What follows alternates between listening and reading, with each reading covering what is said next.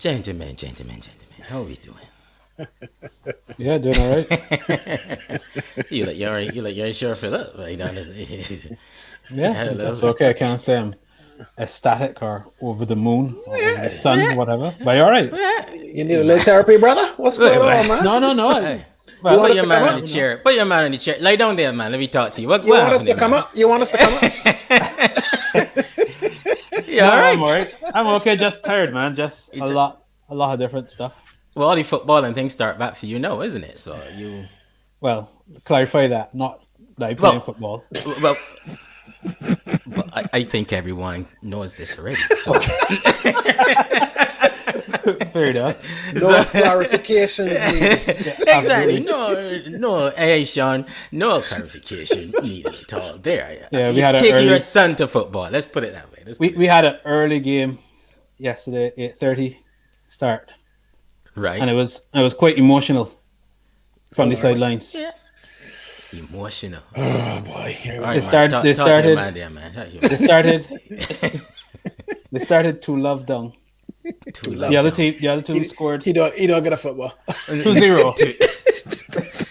Two love. He stopped playing football long time. I passed you back in Barbados. He talk about two love.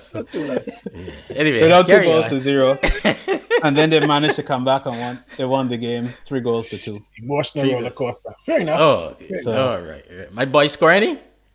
he didn't score any, He didn't score any. All right. but he did a few good passes and Stuff. Okay. Assist. So that's what have you Assist. emotionally drained today. Is that what Yeah. have you as you So drained? I was encouraging him. I even got up in the morning early at 6 o'clock, and I made him a champion's breakfast. Hey, Oh, Lord. What frosted flakes? no, No, banana. banana bread. How you know, Mark? Banana bread. You know what? I see that coming from a mile off. Banana bread. Banana bread, man. Did he eat Breakfast it? of champions. He ate it. Yeah, Too he long. had it. Oh, he ate it. Oh, good man. Yeah. So he was well prepared. He should have been well prepared, but he was a Hey, little. Karen. I think the early start. He won't go in his bed the night before, so that was the only Okay. thing. He was a little bit lethargic. Oh boy. What Working during the on game? Yeah, during the game. Banana bread is probably too heavy. Too heavy. Easy for the flour next time. Easy for the flour.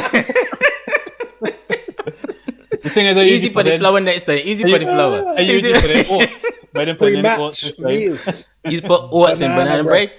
Absolutely, especially See, if you did this it for is- breakfast. This is the issue. This Boy is the can't- issue. Boy can't run.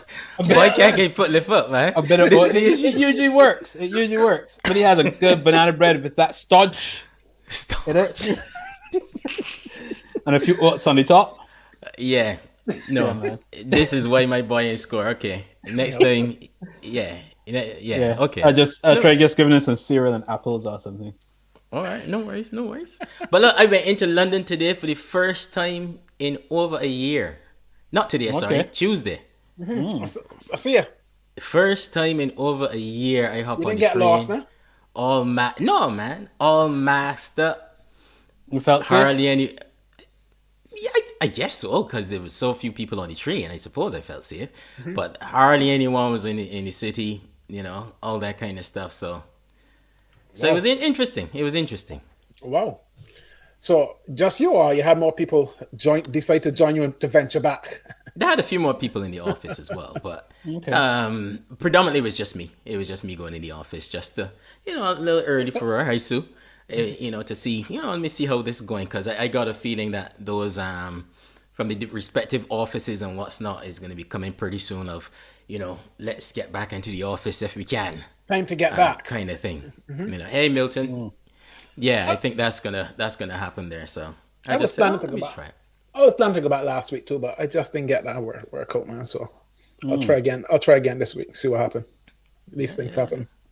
But There are you y'all go. going back with intent? Is there sort of a plan when you go back in that you're going into to sort of do some specific assessment, observe certain? I was observing that, man. I just made your office to sit down. Right? Look, give me a desk. I sitting down here and I just working. Fair enough. Yeah. It was alright. But it was just interesting to see. It was funny because in the morning it didn't seem like very many people were going in, but then on the train back home it seemed like it was actually pretty full. But everyone was kind of trying their best to social distance, a lot of empty seats, even though people were standing and all that kind of stuff as well. So people Right. trying their best to observe. One or two people not wearing a mask and stuff inside the train, but you can get a few of them.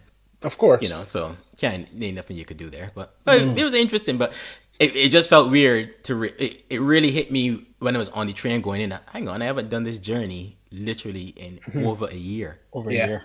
And that realization was just whoa, okay. Well, I have to thank the two of y'all, because three people said to me today, man, you lost a lot of weight, boy. Oh, they said it today. But they haven't seen me for a long time. Okay. Were they seeing you only as you are now, like from head No. up, shoulder? I just This was not a Zoom I want compliment. context. This was not a Zoom compliment. Oh, okay. In person. Okay. Actually, in person. I walked into somebody's yard today and I get very small. I'm not getting very small, but lost a lot of weight. So Okay. So is that a mixture of good eating and running, exercise, walking? Hey, What have you Left done? off the exercise. Let me just go back to eating. listen, whatever I am doing, it is working. It is. This is true. It That's don't matter all what. that's all I have to say, buddy. This is true. It is. No. I agree with you there. It is working. So you still on the veg and fish? I kind of ramping back up. What What that mean? I don't understand. Ramping up to what? What? You starting off with mutton before you get with lamb? What? I don't understand. What that mean? I trying to get back to the veggie diet, but I am not quite there as yet. Okay. Oh, okay. So meaning that they still got meat in the freezer. Of course. Okay. There's always meat. A lot more fish, though. A lot more fish. A lot more fish. All right. That I would say. Whatever you're doing, as you say, High Greer, it is working. So keep going, man. Well done to you, man. Well done. Yeah, man. No complaints there at all. No complaints there. No. Very, very, very, very good. And you said one of the three, did that include Sonia? Well, of course. Of course. So two people tell you.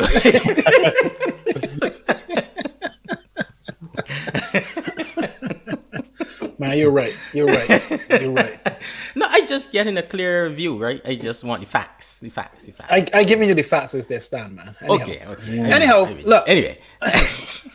Who have we got in the living room today, man? This is it. That's so funny. Look, one of the things that we always talk about is, the Caribbean people telling our own stories, and also just being and creating our own news and understanding what's going on across the region. Not waiting for other people from the outside to tell us what's happening within our region. And you've heard us say a lot of times before. And that's what today is all about. Very much still the real need in the Caribbean right now is in St. Vincent. It's very easy to say, oh, the volcano is not erupting as much as it was in the early days or what have you. But I think many people know and understand that the real work really happens or starts after the event. Whether it's a hurricane, whether it's a plane crash, whether it's flooding or what have you, the real work really starts after the main event, because that's when you can have a lot of humanitarian issues. That's when people are really in need then. And it's no different in St. Vincent right now. So we thought that as a team, that we should keep that conversation going across the region, bring together people who are on the ground, as well as people who are outside the region, but very much part of the region, who are coordinating relief efforts and what's not. And let's come together and have a good Caribbean conversation about the need on the ground as it stands today in St. Vincent, and some of the work that's happening outside, and what more we can do to make sure that happens. So that's really what today is going to be all about, that we're going to do. So we got a few people that's come back. We got Dexter Rose. He was here with us the very weekend of the eruption. He was here with us as well. We got Donnie Collins. He's back also. We got Shelley from Tourism in Canada. She's there with us. We got Christopher in Northern Ireland. He's going to be with us. And we got Mark and Jay from the UK. Who is going to be here, and we're just going to have a good discussion. As I said, it's people who are helping with the relief effort and people who are on the ground, and some of the people on the ground are also very much part of the relief effort as well. So that's the conversation I think that we wanted to have today.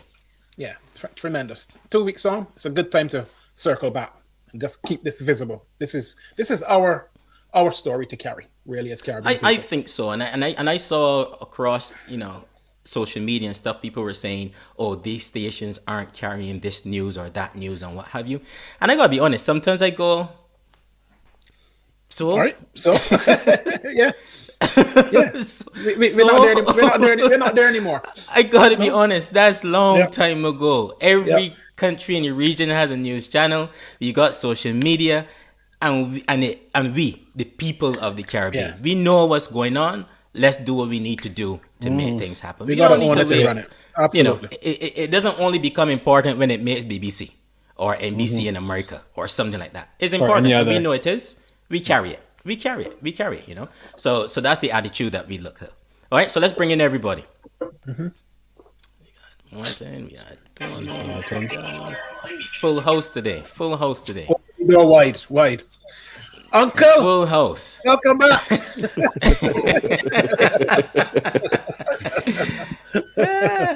Hi everybody. How you doing? Hello. Good. Hey Shelly. Good to see you. And hi Christopher. Hey Martin. Martin. Welcome to the living room. Welcome to the living room. Great. It's great to have you. And to the guys in the audience, if I didn't say it already, please hit share, because this is going to be a really important Caribbean conversation for the region, and we want as many people to be part of it as possible. So hit share, come on in, and let's just have this conversation. Absolutely. This is our conversation to carry. We as Caribbean people need to be at the forefront of telling this story. So let's get it out there. Shelly, how are you? I'm good. Been running about this morning, picking up stuff, donations. So I had to hustle back. And remind us where you are. I'm in Toronto.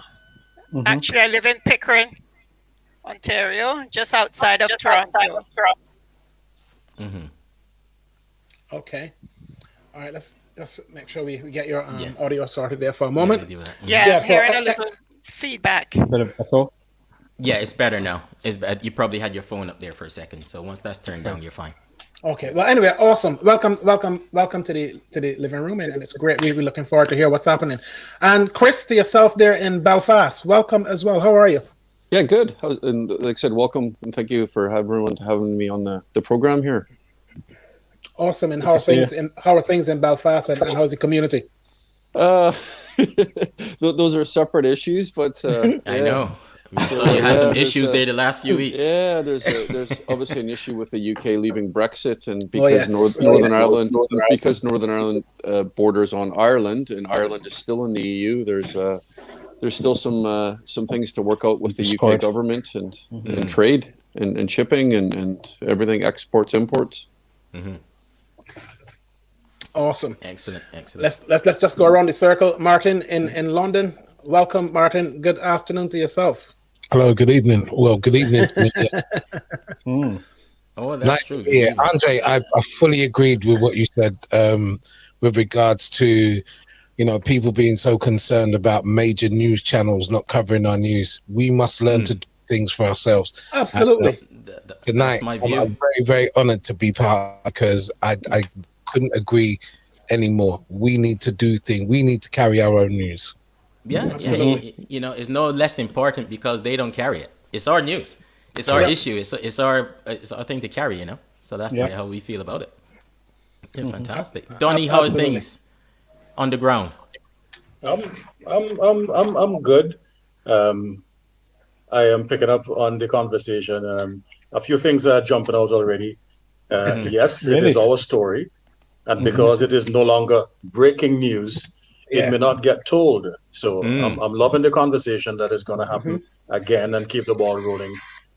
Also, things are quiet. The professor, as we are now calling him, Professor Richard Robertson. He indicated, He indicated that at any time we can have explosive activities. So when I say things are okay and things are calm, I am basically keeping my fingers crossed that as we speak, we don't get another one like the last conversation we were having. Yes, one it erupted as we were talking, didn't it? Yes. Very much so. Awesome. And you're going to Unc? As I said, Uncle, welcome back, man. Own the name, man. Just own it. How are you, Dexter Rose? This uncle thing, I have to blame Donnie Collins. Yes. And as a former school teacher, I think I would get a cane. Hang on, let me get the disclaimer quick. Let me get the disclaimer here. We don't advocate corporal punishment. No, it's just corporate. It's just corporal correction. It's not punishment. Correct. Oh, you're using your arm, did you there? See what you did. Oh, okay. Yes. No, but guys, in all seriousness, like, you know, I do thank you for inviting us back, because this is a story that needs to be told. And I always say that the technology these days allows us finally to tell our own story, to reach many people, because we're not breaking news for certain NNs, certain news network.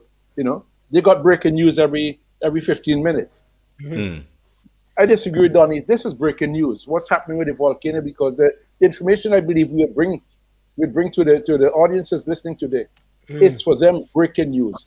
It's our story is the most important story happening right now for us, and our audience needs to know this story, because it is one where everything isn't rosy, quite yet, and we got a lot of challenges ahead. You know, just to start the ball rolling. Yeah, man. No, that's good. Okay, well, look, let's understand first And of all. he never agreed with me before anyway, so. The first for everything, and it's good that it happened here in the living room. Yeah, indeed. We protect you. Yeah. Okay, well, look, Martin, we've seen a lot of the response coming out of London. Let's just go back to how this all started for yourself and the team there, and how you've been responding.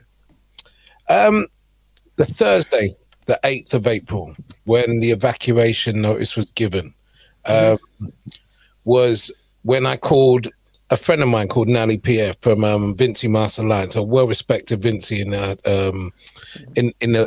UK community. He runs a band together with his wife. And I basically said on the Thursday, if we're going to do something, do it now. Don't wait until it blows. You know what I mean? The professor's already given the signal. The prime minister started to evacuate. Let's start to put things in place. And very, very quickly, things started to get put in place. By Sunday, we already knew that we had 2 containers to fill. By Monday, we had started collections. People's houses were being overwhelmed with donations. We were collecting them throughout the week.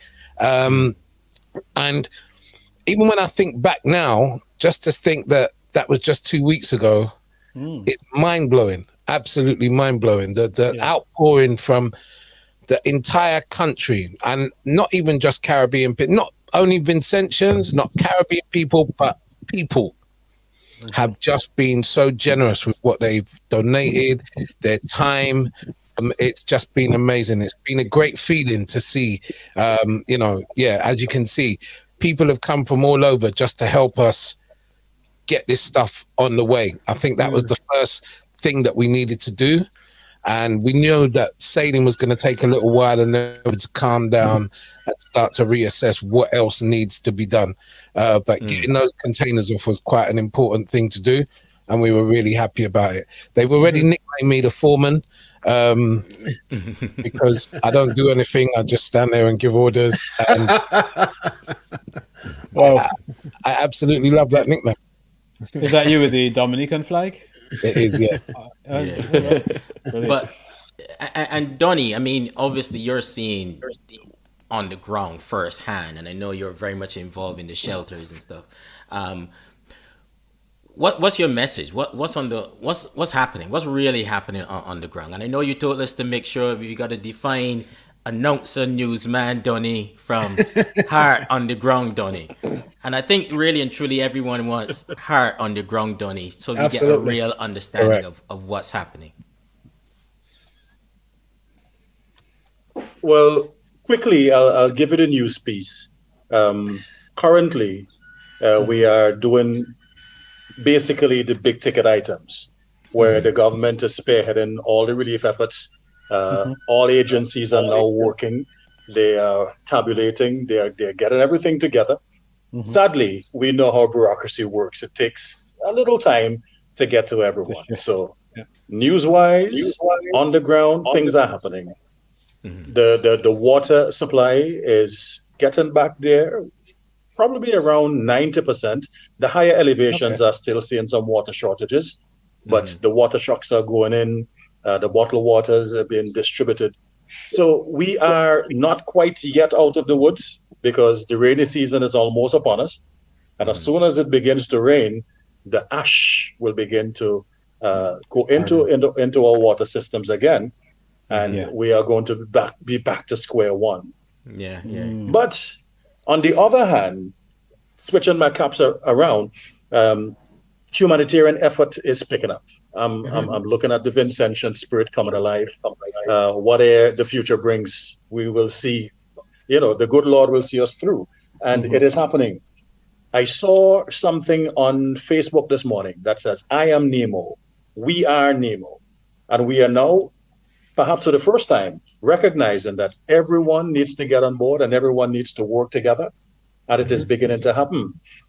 Quite a lot of influential people, even people who are even not of the higher income bracket, will call and say, "How can I help? What can I contribute? I have a few little things here." So we are coming together as a nation.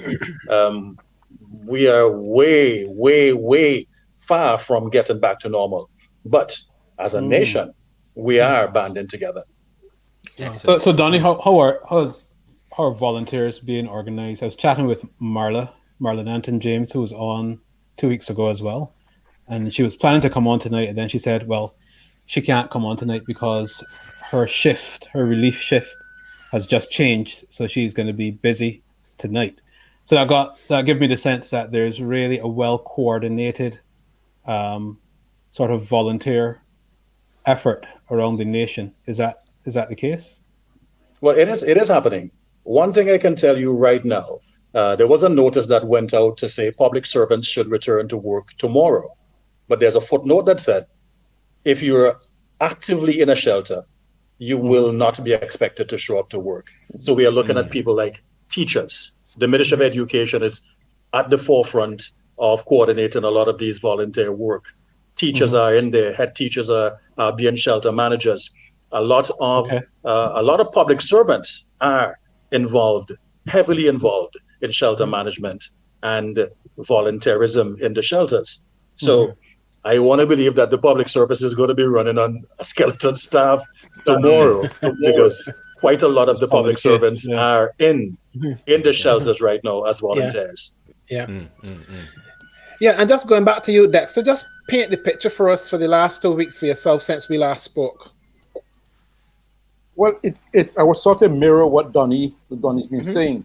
Like in the beginning, I saw it was a mad rush to get people out to make sure that people are evacuated, and setting up the shelters. But I think what Donnie referred to is a case now of logistics of putting things in place. I'll give you an example. And in the beginning, when the water problem, when the water began to return to homes, like I noticed that the water would come on one night, 2 a.m, another morning, 4 o'clock.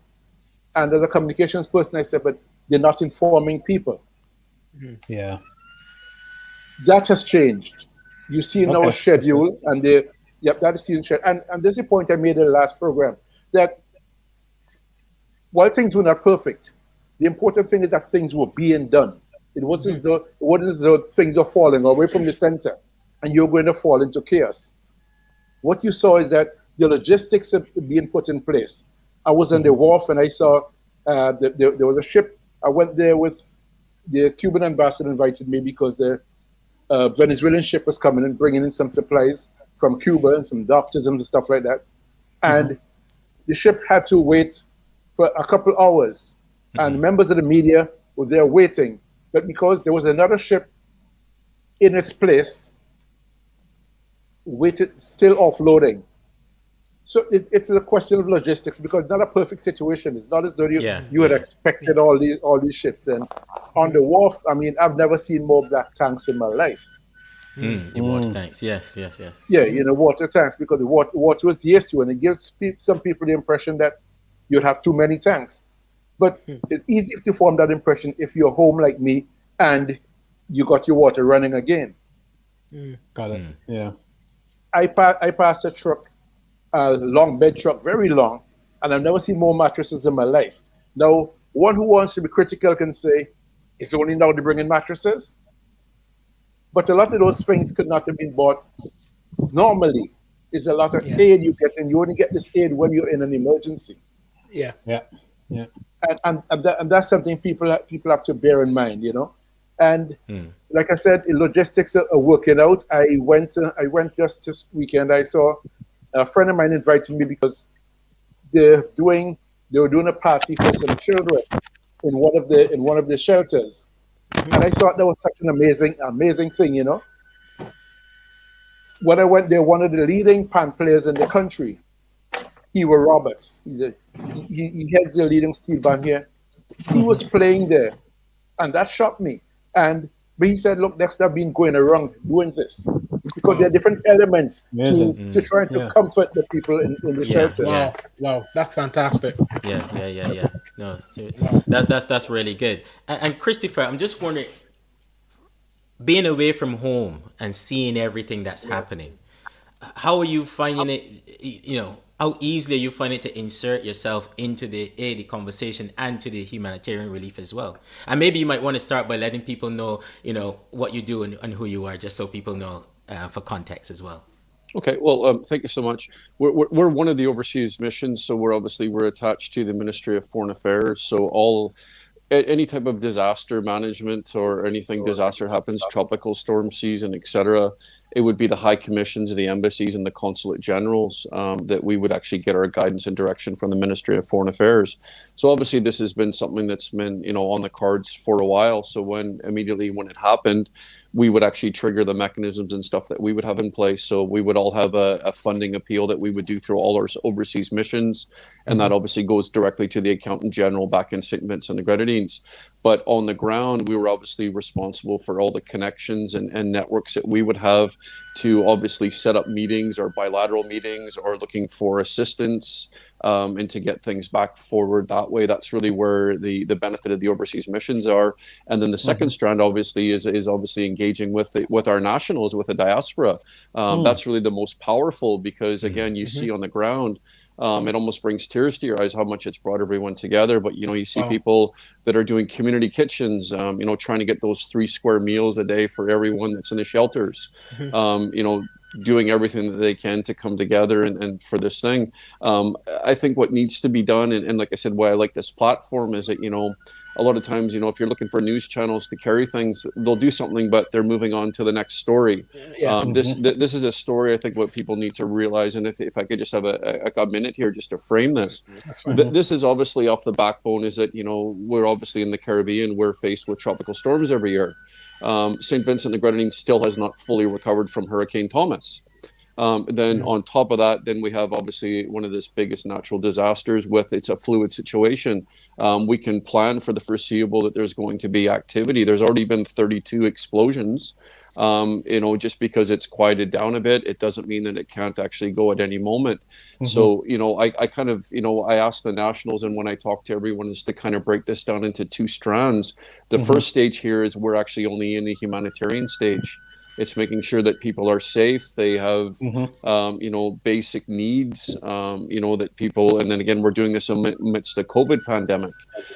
So we're bringing people close together, you know, where we're supposed to be trying to social distance. There's a lot of things. We're a developing country. We're limited for resources. So the first stage here is humanitarian, and there actually has been a lot of outpouring all the way from grassroots to people putting together and shipping stuff over at their own expenses to obviously we would actually work with our partners to get things across.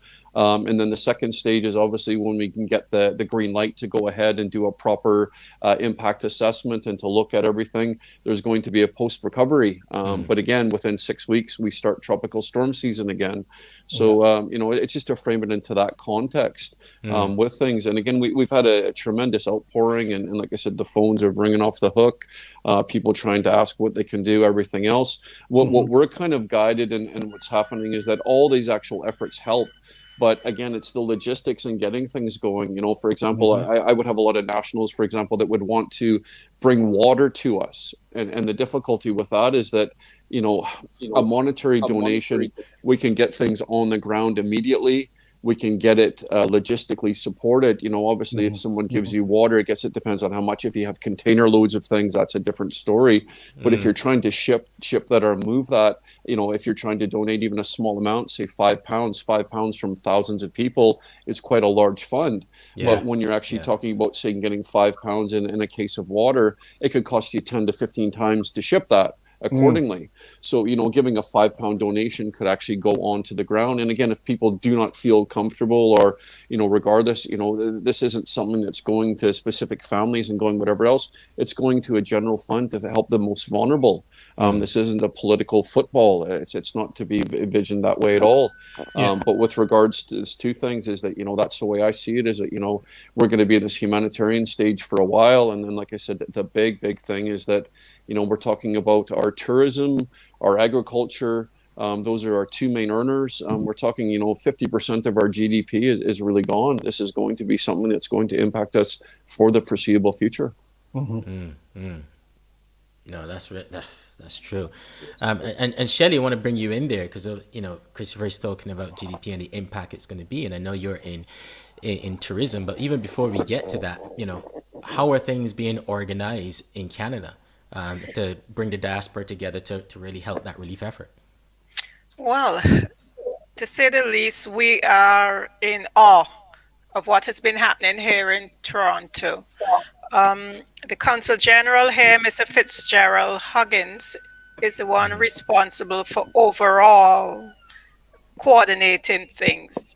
But a group called the Carry On SVG Disaster Organization is managing the actual shipment of everything. They're also managing all the funds that have been donated and all of the relief items we've gotten. So we're all working together. The St.Vincent and the Grenadines Association of Toronto, another group, the Toronto SVG Support Group, they're working with Carry On to get all these donations together.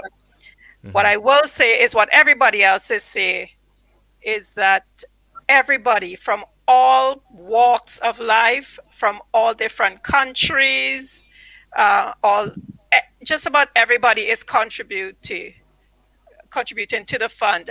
The Consul General recently got 1 million masks donated by a company. Another company contacted me yesterday. They have Lysol wipes. It's just everybody coming together to work together to get things moving. And to tell you the truth, some days we just don't know how to manage all this stuff. Currently, we have put a hold on water, but we are still accepting other stuff and really pushing for funds because we are going to start heading to the recovery stage. There's an astronomical amount of food that has been sent, 5 containers. We're in the process of packing another one, and we are actually doing family boxes. The box contains everything a family might need for at least a week or more. So we're in the process of packing individual boxes and putting them onto a container. Needless to say, we have lots of other stuff to send, adult diapers, children's pampers, rice, flour, just about everything that you could think of. So that's where we are right now. And what I will say is that we would really like to push that people should give funds, just as Christopher said, because we're at the stage where the cost of shipping is clearly going to outweigh the benefit of giving. Not that we're turning away anything, but that's where we are right now. Just totally overwhelmed. We can't keep stock. of what is coming in. Is there a need for more volunteers as well from the diaspora there in Canada, or do you have We- enough volunteers? It's just the volume is still so much. It's just constant volume, and we do have people coming in and volunteers. The Antigua Association came by the other day for a whole afternoon. We've had people from St. Lucia, Grenada, Jamaica. They come in and they just want to help, and so they stay for a few hours and help. And you know, it's really heartwarming to see what is happening. Wow. And no, that's really, really awesome and very heartwarming to hear how we as Caribbean people are rallying together. You know, that's fantastic. And Martin, I know that this has been your experience in London, and no doubt bringing all of those communities together has been quite a significant challenge as well for yourself.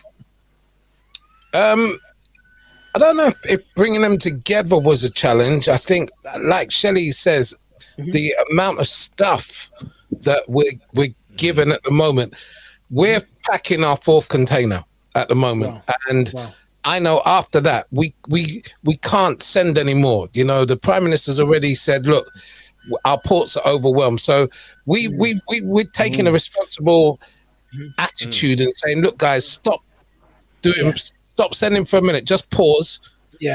Let's refocus and see what we need to do. Obviously, funds is so important.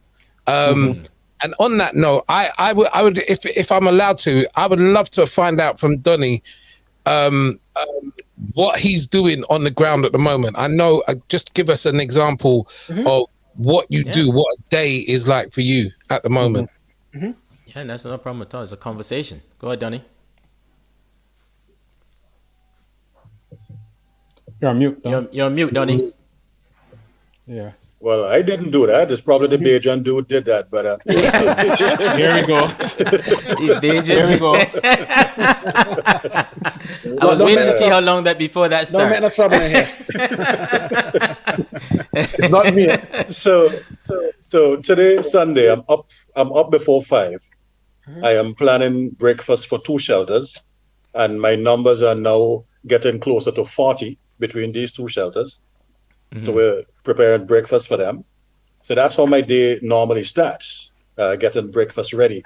Now, we do that on a weekend, breakfast and dinner. Now, the Prime Minister was speaking this week about World Kitchen, getting meals up and running, and they are doing that as we speak. They are doing quite a lot of meals. The time will come when they will be able to do 10, 15,000 meals per day. But until they get there, my organization and many other private organizations, private homes, small groups are basically filling in the gaps.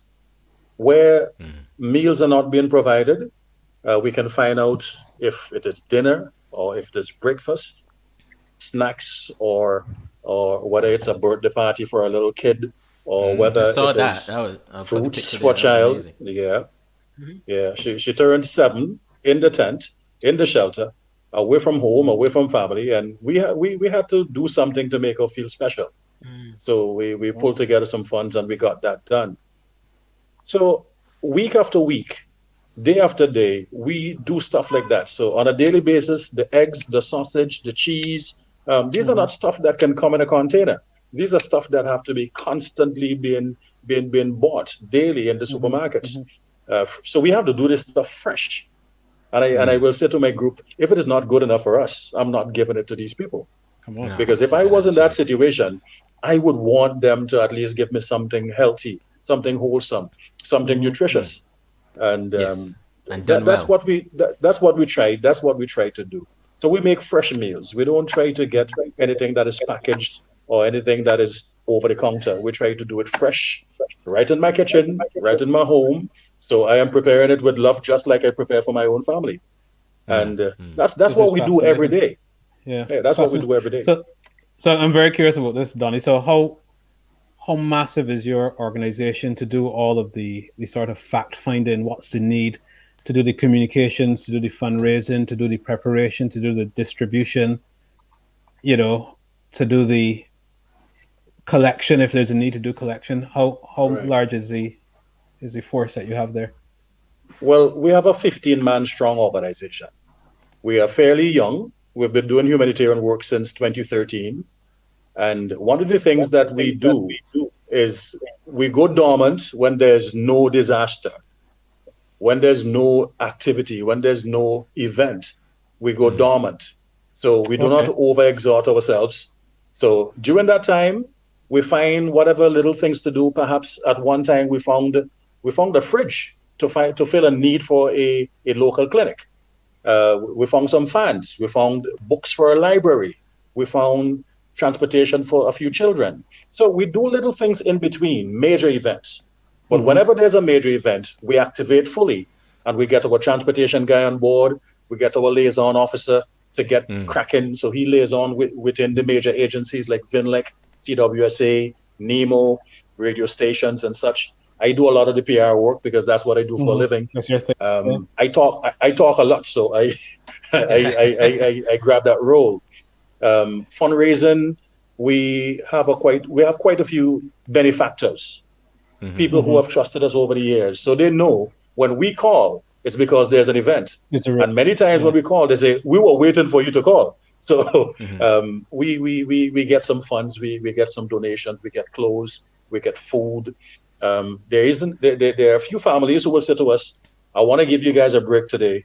Can we do lunch for you today? Could we do dinner for you today? Oh, wow. So I want to give a hearty shout out to these people. Yeah. I was going to ask you about that because when it comes to things like this, often the reacting to the need immediately is great, but then sustainability or the ability to carry it on, should this be prolonged, is where the next step comes and the need. That is my only worry. That is my only worry right now. We are putting together, we are getting it done. We have the support we need. We have a little bit of funds available, but would we be able to sustain this? Because I can envision folks being in the shelters up to Christmas. Would our organization be able to sustain that until Christmas? I want to believe though, because one thing I figure out because of the journalist, Uncle will be able to tell you, I'm a nosy little chap when I'm ready. I found out that quite a lot of stoves and fridges were bought by the government from local department stores. If you want a brand new stove right now, you may not be able to get them. They're all grabbed up. Something tells me that a lot of these shelters will be soon equipped with stoves and fridges and deep freezers. So they will be able to cook their own meals. Yes. I'm not sure when that is going to kick in. I'm not sure when that is going to happen. But until that happens, somebody's going to have to provide a hot meal, because a lot of these guys, sadly, they came from the lower income bracket of our country. They are coming from areas that are known just for farming or just for fishing or just wholesale animal husbandry or small scale farming. A lot of these people left their homes with the very clothes on their backs. Not many were even able to afford being able to have 3 days worth or 5 days worth of food. These are poor people. So sadly, that was the reality. Many, though, were able to do such, but not everyone was able to do so. So until we can get everyone up to speed to be able to prepare for themselves, Uncle said to me earlier, teach the people how to fish. Until they can get a fishing rod, they will not be able to go fishing. Until they get the bait, they will not be able to go fishing. So we want to fill this little gap until they are on their feet, until the shelters are fully equipped, until World Kitchen is equipped enough and up and running to deliver 1,000, 10,000, 15,000, 20,000 meals per day. Until that happens, there is still a need for small organizations like ours to continue to provide hot meals on a daily basis. And we'll share your GoFundMe and stuff a little bit later there. Shelley, you wanted to jump in on something there? I was about to say that I don't know if everybody know, but in Canada, in Toronto, we're in a lockdown. Ontario, the province of Ontario is in a lockdown. So we can't buy any clothing or any unessential items currently.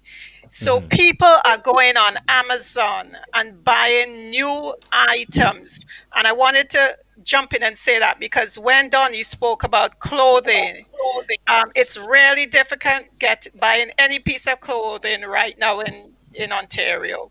So that's something that we've had a little difficulty with. With COVID, we don't want to accept used clothing.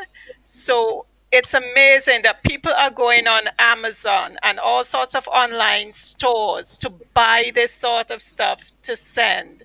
The other thing I wanted to say, that with all the food I see going to arrive in St. Vincent soon, I don't think anybody should have any problem, or any organization getting any food to feed people. There's the logistics, though. You got that. Yeah. And we have shipped one batch on Sunwing via St. Lucia, which I hope arrived in St. Lucia by now. That was over a week ago. Yeah. So that had items from Global Medic, which were water purification systems and hygiene kits, along with food items. But all the other food that's going to arrive on the port, I hope somehow it's able to get to these people like Donnie sooner than later. I'm having a bad feedback here, so I might sound a bit odd. That's all right. Go ahead, Martin. Okay. So, Donnie, I'm gonna another question for you. Figures now, yeah. You've got a shop for a week to feed this shelter. Ballpark figure, how much are you spending? EC.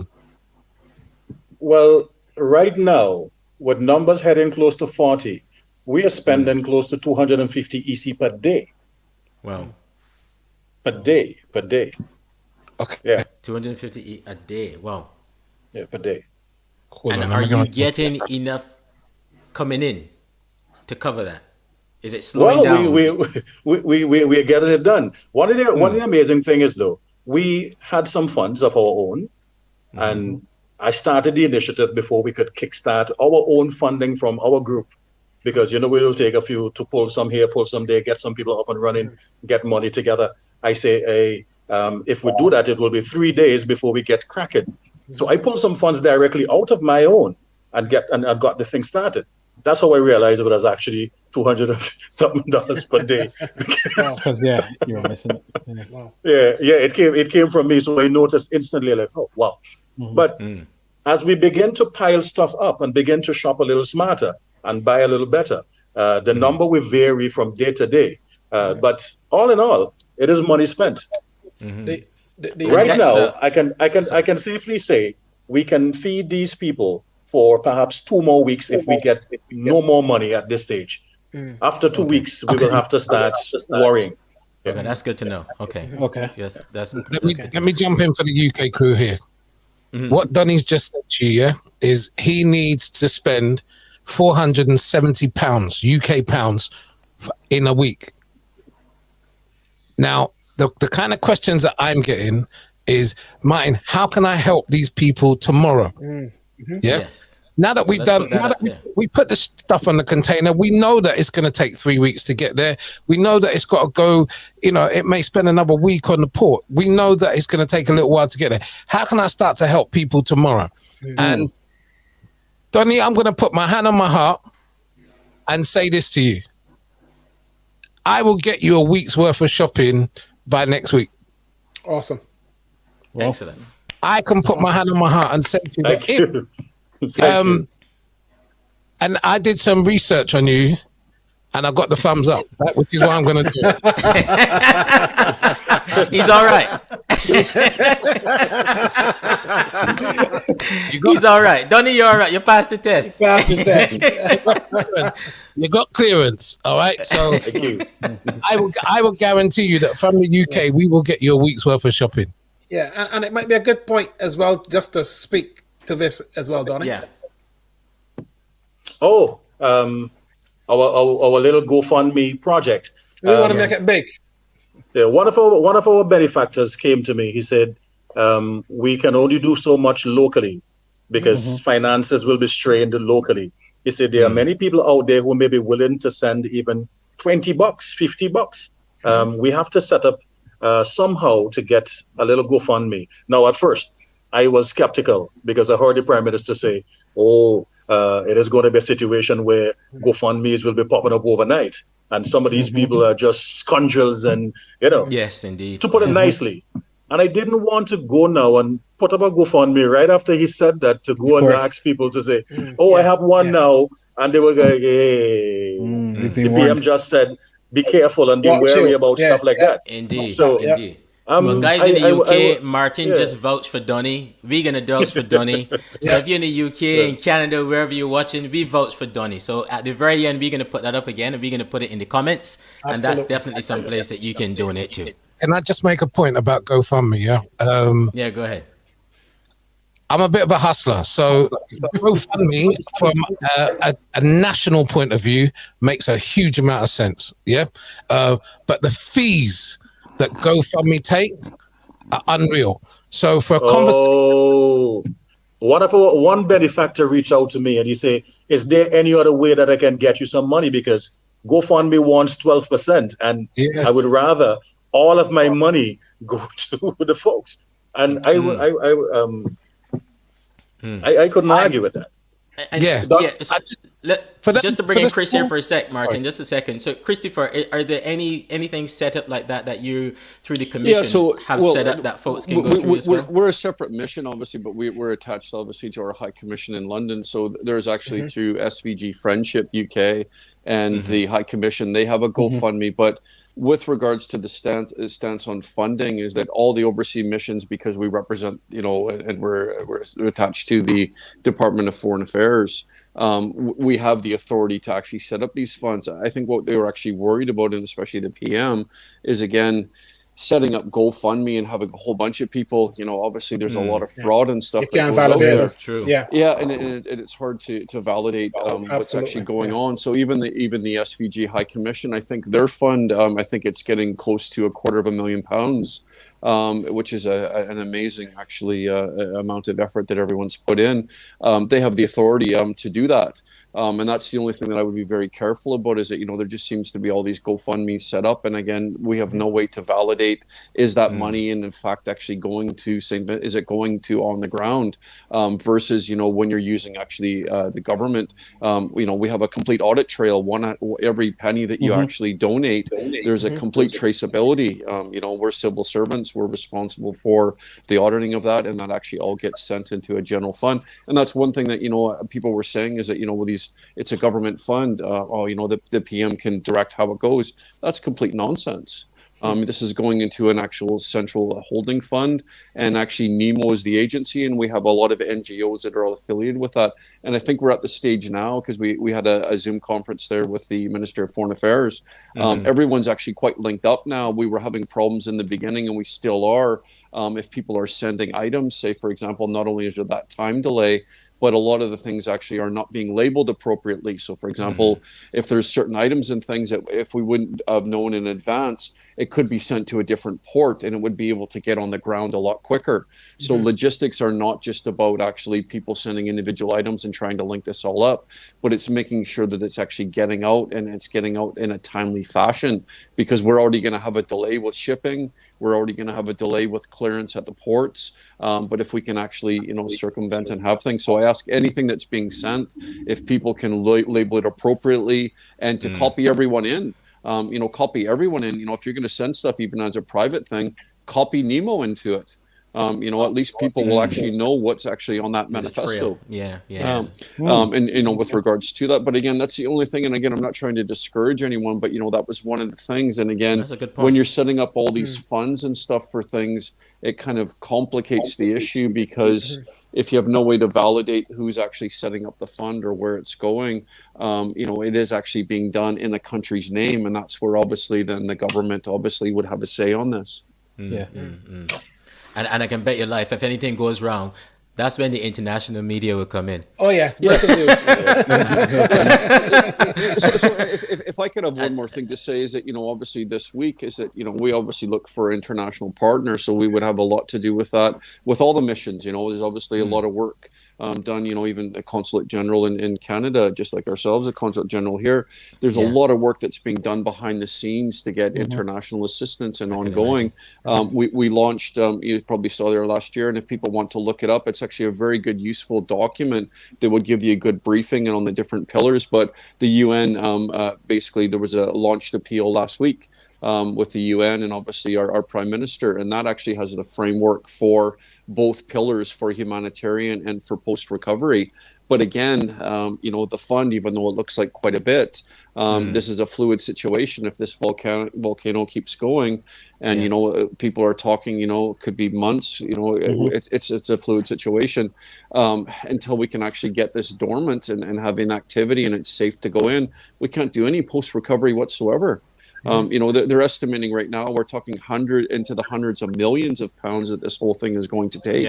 So we're just at the beginning stages of that. So we're going to need a lot more coverage of this. There's going to be a lot more communications, a lot more, obviously dialogue that needs to happen with people. So I really welcome these efforts, and thank you so much. With regard to funds in Canada, the consulates are not allowed to collect funds. So that's why Carry On was charged with collecting the funds. And between the GoFundMe, the bank account, the e-transfers, we just have over 100,000 Canadian dollars currently. And what I'd like to say to people, it is going to go to good use.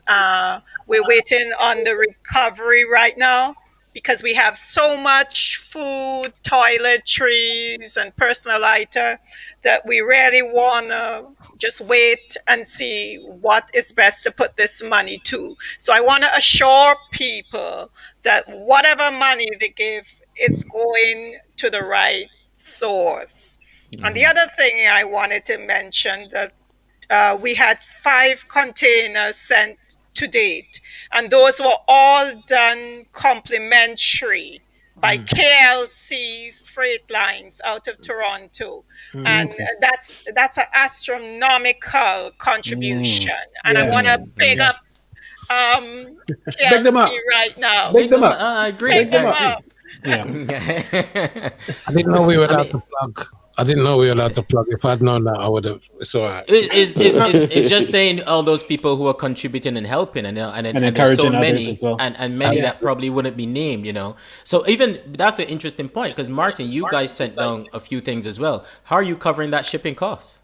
In a similar way to what Shelley's just said, which is why I said I didn't know he was allowed to plug. That's what I thought. Yeah. The first 2 containers, and I want to put this into perspective for you, the first 2 containers were donated by Kestrel Shipping,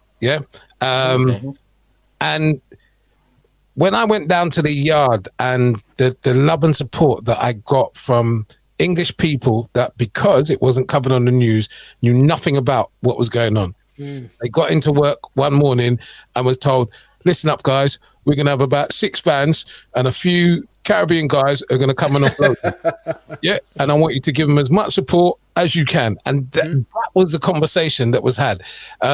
So Kestrel Shipping, in a very similar way to the organization that Shelley just mentioned, have been so generous in donating those containers. We've actually managed to finance a couple of containers ourselves as well. So the 4 containers that we are sending, but I do want to reiterate the fact that, because people are calling me daily saying, I've got stuff, come and get it. I've got stuff, come and get it. We're pausing on donations now because of the fact that the government has asked us to stop, give the port a breathing space, and which is why now we have time to focus on getting the money to St. Vincent and the Grenadines, which is why we're talking about donating and getting that money to St. Vincent and the Grenadines via the GoFundMe account. And just because, Martin, just tell us briefly how the operation is spread across the UK, where people and locations are in terms of where you get this stuff in. So for Help UK, which is a separate organisation, we have a donation point in Birmingham, we got one in Tidworth, we got one in High Wycombe, and then we've got London. And it was very much the first week. It was just, people's houses were donations. And that was crazy because people's houses were overwhelmed. When I say overwhelmed, women with children didn't have anywhere to sit down. Their house was just taken over until we could get them onto vans and get them stored. The second week was slightly more than what we did. When I saw Shelley post the picture that you posted of Canada, it looked so neat and tidy. You know, so organized. I was like, "Oh, I want my warehouse." But, you know, bit by bit, we've managed to. We did a donation drive at the Tudor Rose nightclub, which is a popular Caribbean nightclub in Southall, and I have been DJing there for over 30 years. So it was easy for me to call the club and say, "I need your club, and I need it for 10 days." I want to cook in it because I need to cook for the volunteers, and I want to store all my stuff in there. And there you can see the guys, they're loading up the stuff in the Tudor Rose.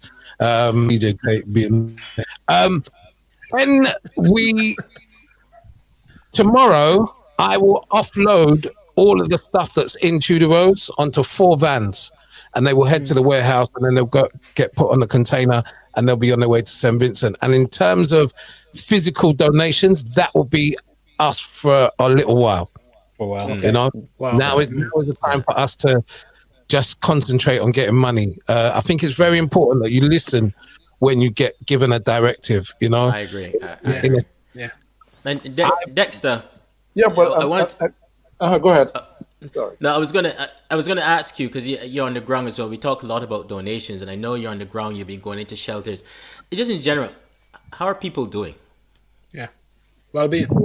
How are people doing? You see, I cannot live without my reporter's hat. It's my instinct. And I have a way I just go and be friendly, just talk to people, level one-on-one. I was talking to a guy in a shelter, and that's the reason I could have, off air, I could have told Donnie, teach people to fish, you know, because it's all sounds good. You want to just feel good thing when something happens. You want to help these poor people. Now they're poor, and they need a shelter, but these are not people who are invalids. I think it's important to be able to, because this particular guy, of course, I wouldn't say what shelter it is. He was complaining about the food they were getting, and he made the point to me. He said, "We're not being ungrateful, but what we are saying that we can cook, and if you can just organize a shelter, which is the point of me to Donnie, if you can organize the people in the shelter, because this a top-down approach." A top-down approach might make the person who's helping feel great. I'm helping, I'm doing a whole lot. But sometimes you got to ask people, what do you want? Well, you know, and let the people feel useful. Because it's bad enough that the man is no longer a man in his house because he's now in a school with maybe a curtain separating his family from another family.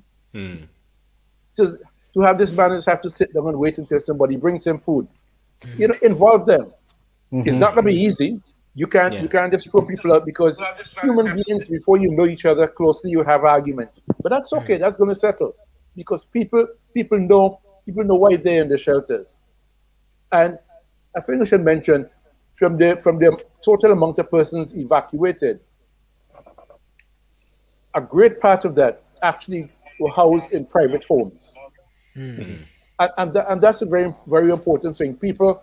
On the other hand, I mentioned before, and we may have heard, the cruise ships that came, I think I mentioned in the last program, cruise ships that came ostensibly the whole reason to take people out to other countries. People don't want to leave the country. So it's really about getting people involved and asking people what they want. And, you know, some of these people will be able to, because you're shipping food and it don't make sense bringing food for people that they want to eat and they're going to be throwing away the food when you're not looking. You know, so I think it's very important. On the issue of the finance, the Prime Minister has been very big on. He's been pushing the whole idea of the government account, which is to the Accountant General.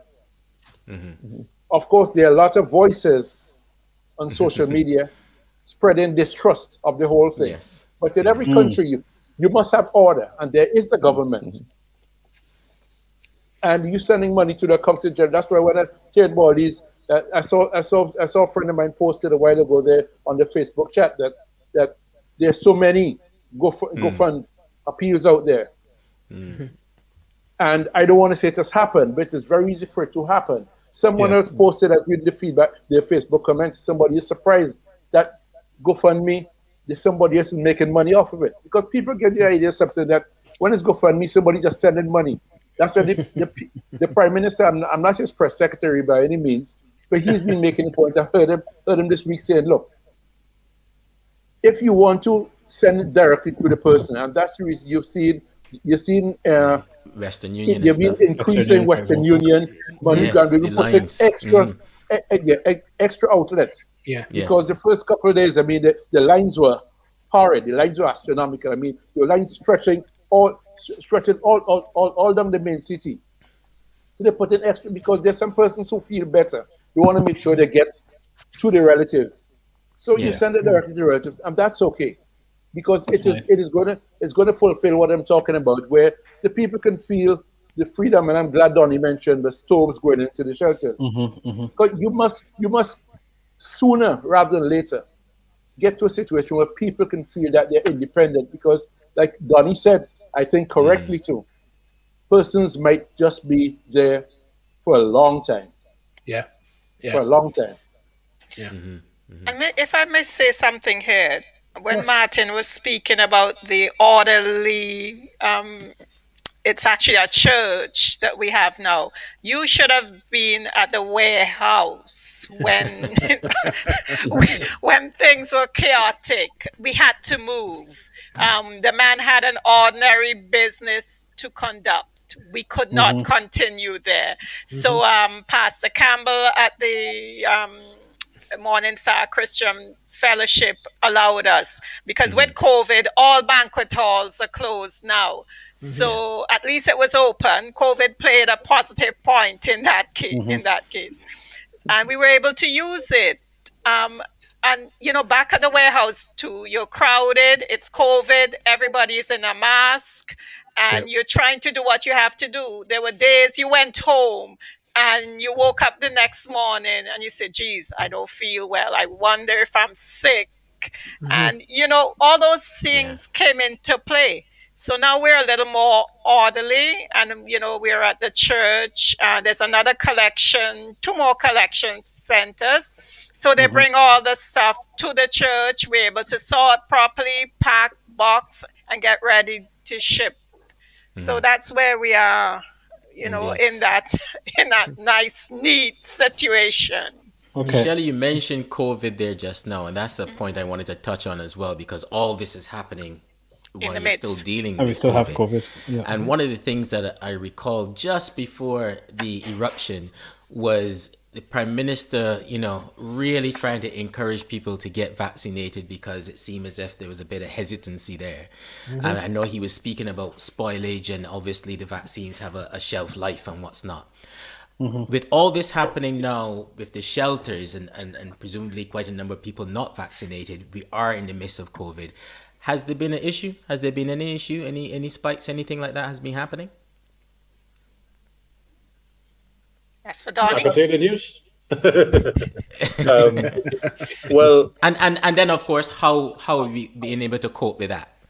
To respond. Well, the thing is, if I can go directly to a conversation that PM had, Prime Minister, he normally have a briefing daily on the Nation radio station, and he basically interviewed the Chief Medical Officer, Dr. Simone Kieser, and he was asked, he asked of her, is there any situation from the shelters that showed that because of the evacuation and people being placed into shelters, were there any uptick from COVID-19?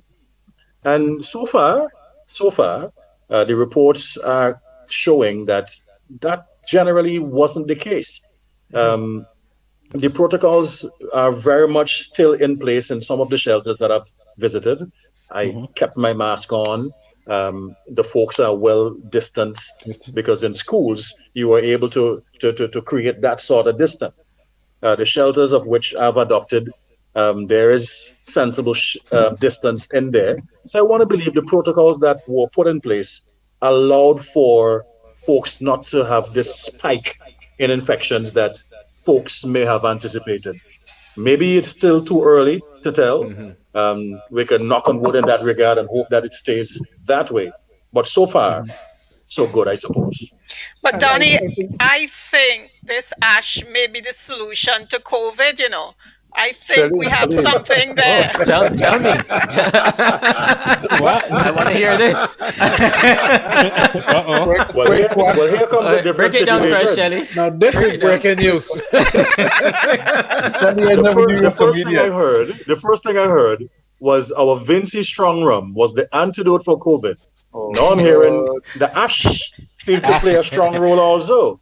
Go ahead, I'm Shelley. going- All right. I think I I- know where I- Shelley's going with this, but go ahead, And Shelley. in No, other no. news, No, I'm just saying that, you know, you never know. We may have come up with this. With vaccination may not be necessary. Although I'm going for mine on Tuesday, I have no ash here.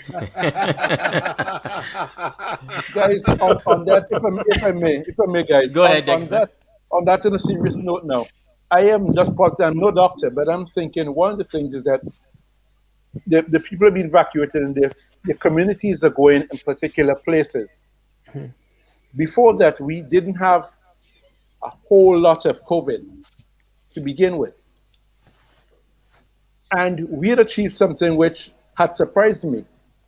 While a lot of persons don't wear their mask properly, a lot of people wear masks. In the shelters I've seen people wearing masks, and that but then maybe little communities, it's like I suspect they're probably like they're in mini bubbles on their own.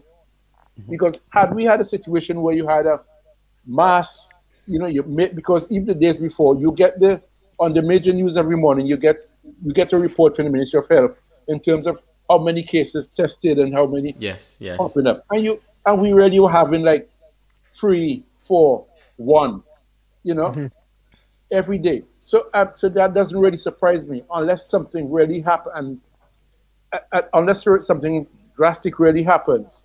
I would hope that we don't have to try to rely on strong rum and ash, right?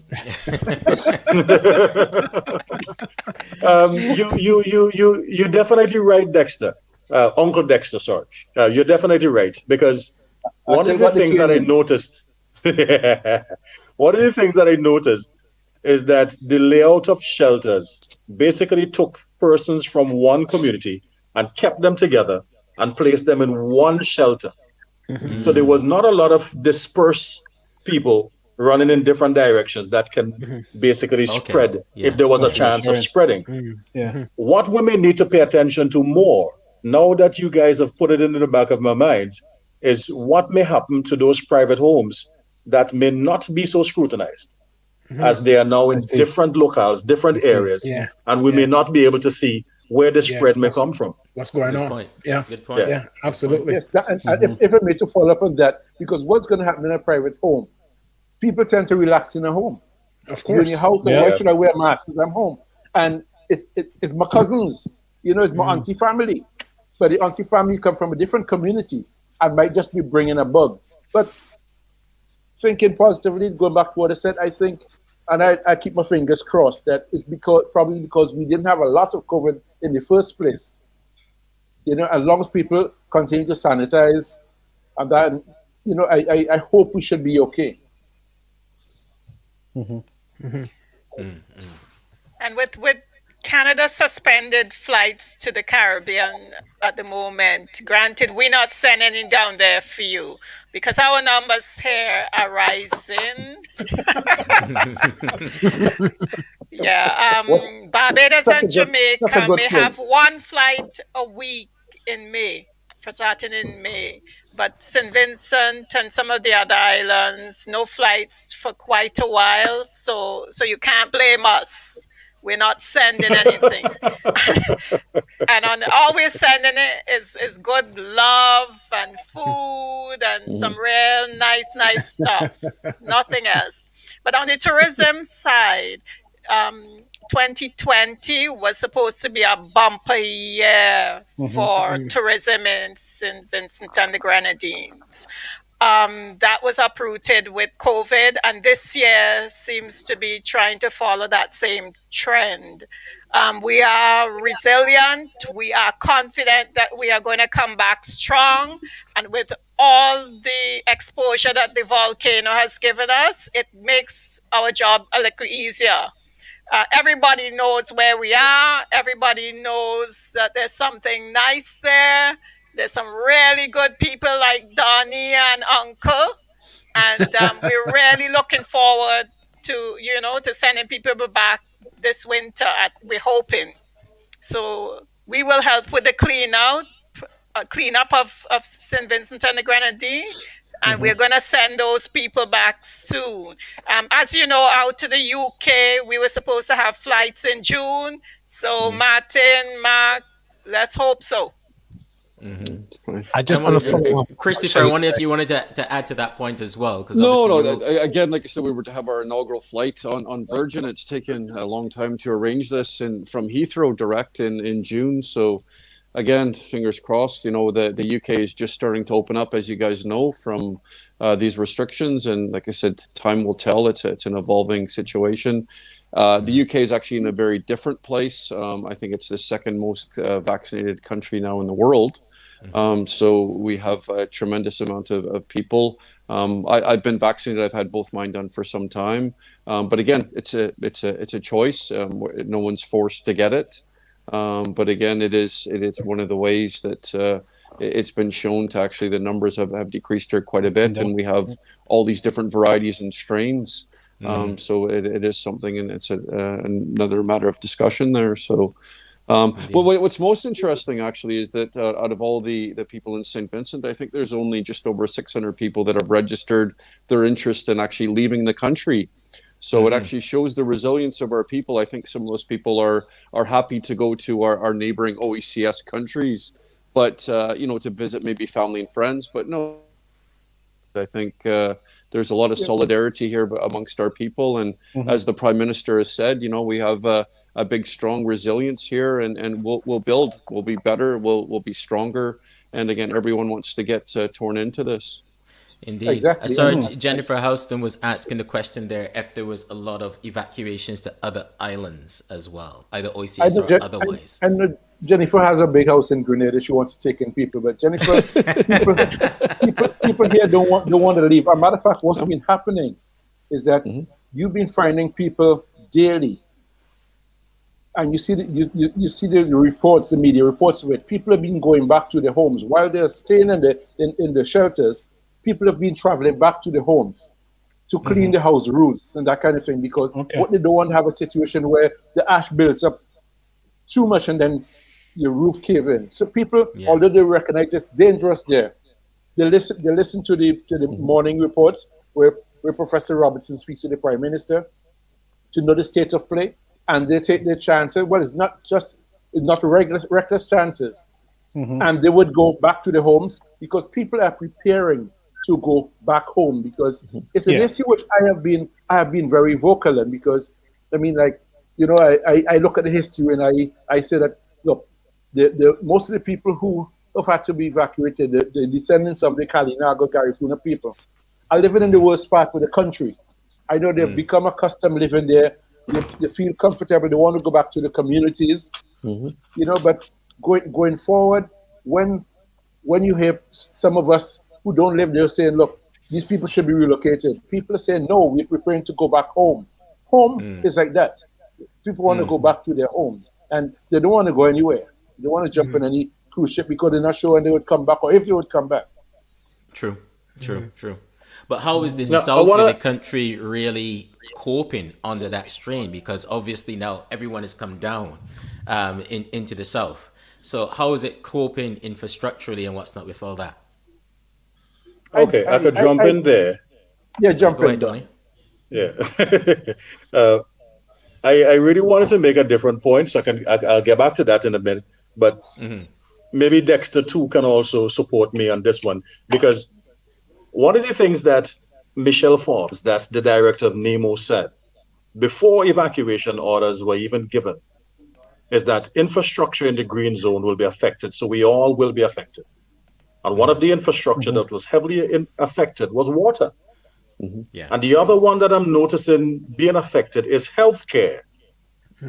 Now, Of course. Yeah.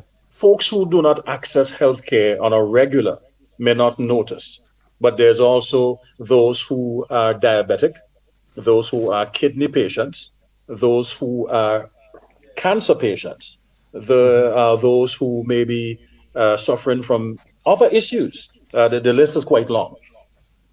But we had a modern medical complex in the red zone. We have. Now, the clients of those, well, we have, right. But we have lost the services of such. Thank you, teacher. What we're here for. Right. So these people are now forced to access healthcare in the green zone. Yes. Now, that is posing quite a lot of strain and quite a lot of issue in two areas. One, because they didn't pay too much attention at first, they don't know where to access their healthcare now. And second, many of them may be even immobile. They may be elderly. So they're not at a point where they have the same support that they had in their home communities. So it's now posing a new set of problems. Yes. A new set of problems. Which actually comes back to the relief effort as well, because while it's easy to think, and rightfully so, that food and water is needed, is there potentially a need for some human resource like doctors and nurses to help come and help to ease some of the pressure, to help people to still access, the medicines and the medical treatments and what's not? Well, in fact, that's what I mentioned it earlier. When I was on the wharf the other day, and the ship came from Venezuela with Cuban supplies, what the Cubans sent, pulmonologists, people in that, because we can have respiratory problems. A lot of persons don't realize. I saw a reporter from the UK reporting from Chateaubriand. Total madness. No mask on her face, and she's in the ash because she's trying to get in the zone. Look like, I'm braving the storm. Total madness. Total madness, media colleague. So we would need more. We need more more doctors who look at respiratory diseases, because those things are picking up. I go outside every morning. You wake up, you got to go outside. You got to be cleaning ash. And it's things a lot of people don't realize. You feel like your eyes scratching you. It's actually dust particles, because their ash, as I said before, is like fine cement particles. And it's down the road you're going to find a lot of these problems, because most people don't go to a doctor unless they feel sick. That's right. But this is not feeling sick. This is something that's affecting you. Yeah. There's some public service announcements on the radio warning people about the dangers of inhaling the dust. But sometimes I wonder, with a plethora of radio stations, you can't always be guaranteed who's listening what. Yeah. And that's why, as a media person, from a policy point of view, I do think there should be times when all stations are just forced to just tune in. This PSA is going to be announced at this time. So people would get the message. This happens in countries all over the world, because we are in an emergency situation. Yeah. It's not chaotic, but it's an emergency situation. And we've got to make sure that the messages that we put together reach everybody. Because some men just jamming soca all day. Yeah. But you see, you talk there like about Martin. Martin, you jamming soca. Coming in, I can feel it. You talked there about a communication plan, Dexter. Yeah. And Donnie, there's something that you said that has really resonated with me. If this carries on to Christmas, and it will, no doubt it will.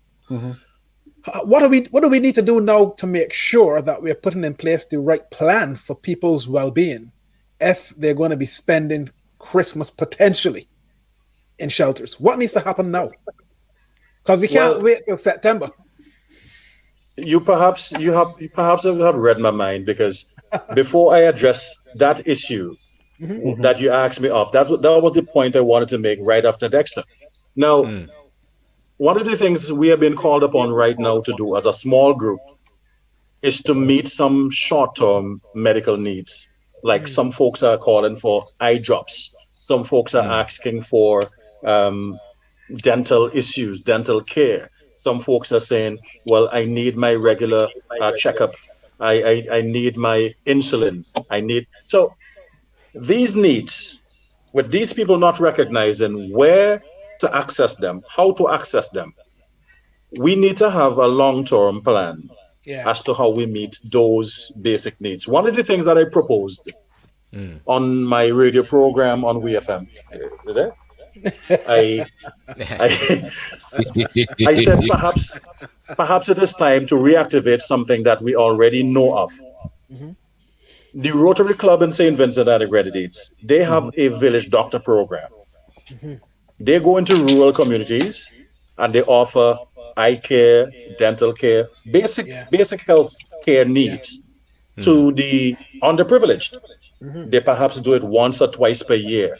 Perhaps it is time now that we activate such a program that folks already know and trust, so they don't believe as if it's something that they have to be worried about. It's something that they already know. So we can get that up and running as fast as we can. Get from shelter to shelter. Make sure we have now a database of who is diabetic, who is hypertensive, schedule their weekly meetings, schedule their dialysis, schedule their every particular medical need. There are babies in shelters. How do we provide long-term medical care for them now that they're out of their normal procedures? So this is one thing that have to go into place right now. The second one, I have members of one shelter, as Uncle Dexter said, they listen to the bulletins in the morning and they will hear Professor Robertson said, we perhaps will have 4 more days before we have any activity. And because he's always right, these guys will say, okay, I can sneak in now. And folks will say they are reckless, but they are going in for one reason. They're animals. They're looking after the animals. They have cow, they have sheep, they have goat. They are farmers, animal. So how do we address this? How do we make sure that one, they don't get trapped in an explosion, and two, that their animals are well taken care of? I felt good when I heard the Minister of Agriculture say that they are putting together a plan to be able to carry in feed and water to some of these animals. So I heard that being kicked in. So I'm saying, yes, this is going to happen. But Dominic, let me disturb you there. When I heard that, what sort of worried me about it, though, is that I thought you had a danger zone, a red zone, and I wondered why. I thought the mood should have been to try to move these animals out of the danger zone. Notice you don't have the frantic rush to get people out. You've got people out. I don't like the idea because, as Professor Robertson said, and he mentioned the case of Montserrat, where most of the people who died is in this period of the volcanic activity, when you begin to feel comfortable. Because he made the point that the volcano is at a state where it can just go quiet and then suddenly erupt. So the idea of people thinking that they're being strategic, and when he says it's quiet now, he also said it can go off anytime. So I think with I heard the Minister of Agriculture say, and I said, yeah, right, because I thought what he should be doing is trying to get the animals out. Because the green zone is the zone that's green, that has feed. So if you're taking feed in, where you getting the feed from? It has to be from the green zone. So bring the animals to the feed. Bring the animals. I did hear the animals were tagged, or for the most part they were tagged. So that would be a really good idea. Someone just asked that, Shelly. The animals are tagged. I saw the question and I stand corrected. Somebody can call me, correct me afterwards. I believe the tagging was an idea. I'm not sure it really happened because the amount of farmers I hear going looking for the animals every day. I just figure it's one part of the plan that probably didn't come off as as smoothly, and that's the reason I'm saying we still got time to do it. So I'm not knocking anybody. I'm just saying it can be done because I don't. No, it's part of the reality that's what's happening on the ground. So yeah, I saw a guy in a video in a report. He's making noise that they need water down in the red zone. You shouldn't be in the red zone in the first place. It's a danger zone. That's why it's a danger zone. Why are you asking now for all the facilities down there? You should be out. If you stay in there for your animals should not be there. Your animals should be brought out. So, I mean, just me. No, it's credible and very, very valid point. Chris, can I also bring you back in on this whole point of how are you looking ahead in terms of the long-term plan and what's that going to look like for yourself in the UK? Well, again, I wish, maybe for the future, it might be actually worth having a member from the SVG High Commission on here too, to have their say, because obviously we're two different missions, but obviously the diplomatic mission is in London, so we obviously facilitated and work very closely together. But it's really, it's a long-term thing, obviously, using the same strands. Fundraising is going to be the biggest thing. There's going to be obviously some technical support that's going to be needed. And when I say technical assistance, it's going to be maybe the post-recovery. It's going to be maybe more doctors and nurses. It's an evolving situation until we actually have an exact assessment on the ground of exactly what's needed. Like, for example, we're talking about agriculture here, but we have indigenous animals that are wild, like our parrot. Our St.Vincent parrot. So we're obviously setting up feeding stations, but we obviously have no assessment, let alone on agriculture, fisheries, forestries. This is an immense project that's going to happen. So until we really know on the ground and it's safe to go into that red zone and do a proper impact assessment, we're not going to know what we need to do with regards to, say, monetary wise, technical assistance wise, all the other types of donors that we're actually going to need. So it is an evolving situation, but it's something that obviously everyone will play that part, and the diaspora is going to, our nationals will play a huge role in actually building up our nation again. So that's everything from grassroots all the way up to our overseas missions at a governmental level. That was such a fantastic point you just made. I must admit, I didn't even think about it actually. The wildlife in St. Vincent and how critical that is to the ecosystem. Absolutely. How critical that is, Shelley, even to your tourism product.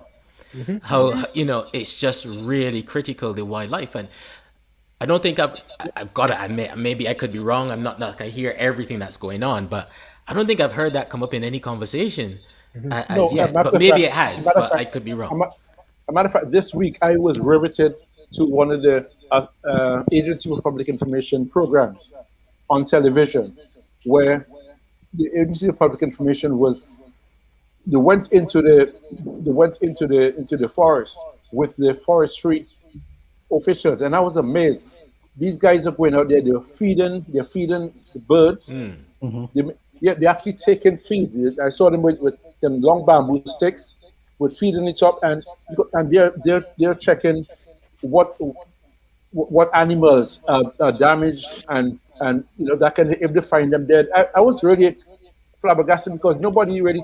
It's not a sexy topic. Nobody talks about that. No, but it's such a critical topic for St. Vincent. It's something that I know St. Vincent for is the wildlife. Yeah. Yes. And I haven't heard that in any conversation apart from Chris just bringing it up and you confirming, Dexter, that people are actually doing something about it as well. Yeah. Because if I should tie in with something, because St. Vincent and the Grenadines is being known for the first time by the world. We were the best kept secret. The millionaires come to the Grenadines, and they loved the fact that it's a secret. They can relax in the Grenadines. Shelley can tell me if I'm wrong. I think you like it. I mean, it is a good selling point. It is a good selling point. But I do believe, and Shelley can correct me, that we want to see if we can tackle more mass-based tourism. That's why we're building more hotel stock. But one of the things we can do, our ecotourism is a big selling point. Yes. And that is why we have to take care of the flora and fauna. We got to, because it's a subject. We have a pristine environment, and I was very concerned when I saw this reportage by the API, the Agency for Public Information.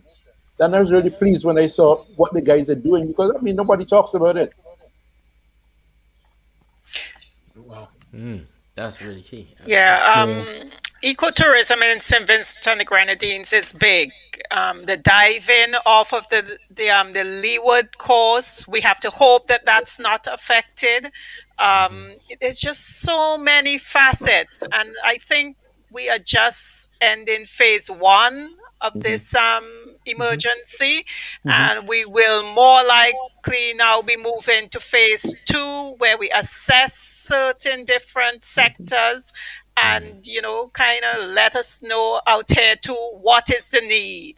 I know our Council General here was saying, oh, we need pressure washers, we need brooms, we need this, we need that. I've been putting out a call for nebulizers, puffers. These are the things that we need now, but we need now to move to phase two and let us know out here what the plan is and how we can help. Everybody here has family in St. Vincent and the Grenadines, and everybody here is going to put their full force forward, I can tell you, to help.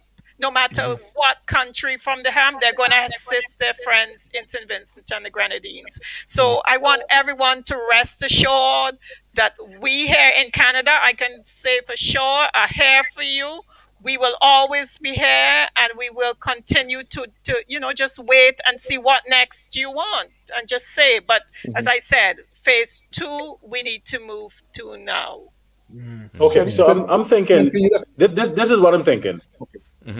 Like I said earlier, I can see folks being in the shelters up until December.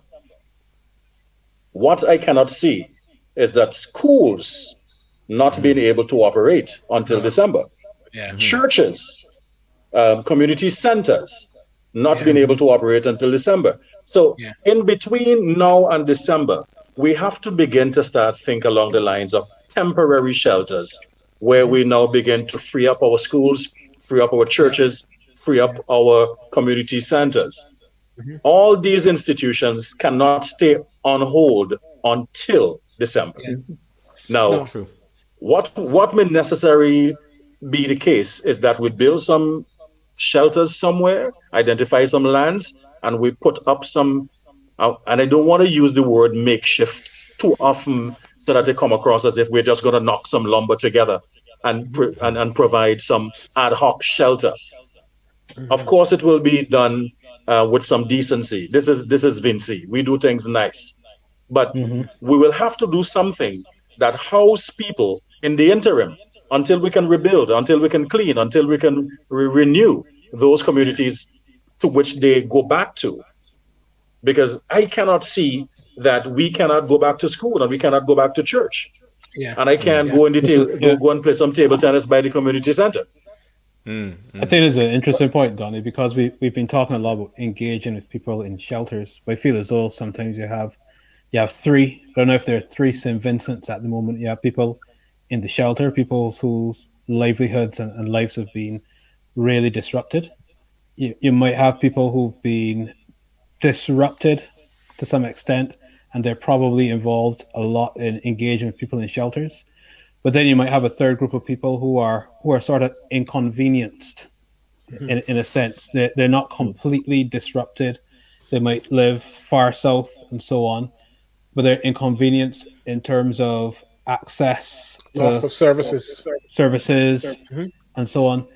How do you engage with that population so that there isn't complacency, or there isn't a sort of rush to get back to something that looks like normal?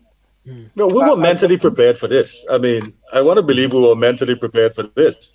From December, when the effusive eruption started, well, I could speak for myself then, Uncle. I knew that with a pending eruption, there will be a lot of displacement. I was 4.5 years old in 79 when we were moved from Georgetown into an area called Glen, then subsequently moved to Paul's Avenue. It was probably 1.5 years before we moved back to Georgetown. So there will be a level of displacement. It is perhaps something that we have come to understand from people who are, I don't want to use the word old because I might offend someone, but people. There's only one person here that would get offended by that, Donnie. Oh, okay. So displacement is something that we all should understand. There are communities that were born from 1979 eruption, and I believe that there will be communities that will be born from this one also. This is true. Fair enough. Yes, I mean, Dexter, you were going to jump in? Yeah, we're going to jump in. We're going to have the reshaping. We're going to have reshaping of communities. You're going to have people, while there's some persons who are diehards who are going to go back to where they came from, there's some persons who are going to stay. Because as I say, some people living in the red zone wouldn't like it, but they really live in the most inhospitable part of the country. And the agriculture is not going to be back for a while. We haven't begun to see pressure yet in this country.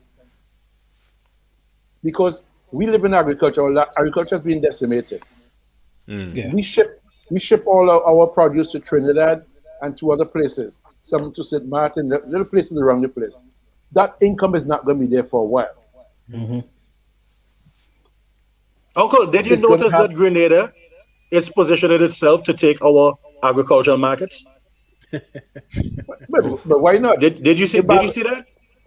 No, I didn't see it. Maybe the state Ash Grenada could take something else, but that's okay. Actually, COVID numbers in Barbados are down. Shall we still making that case? That case strong.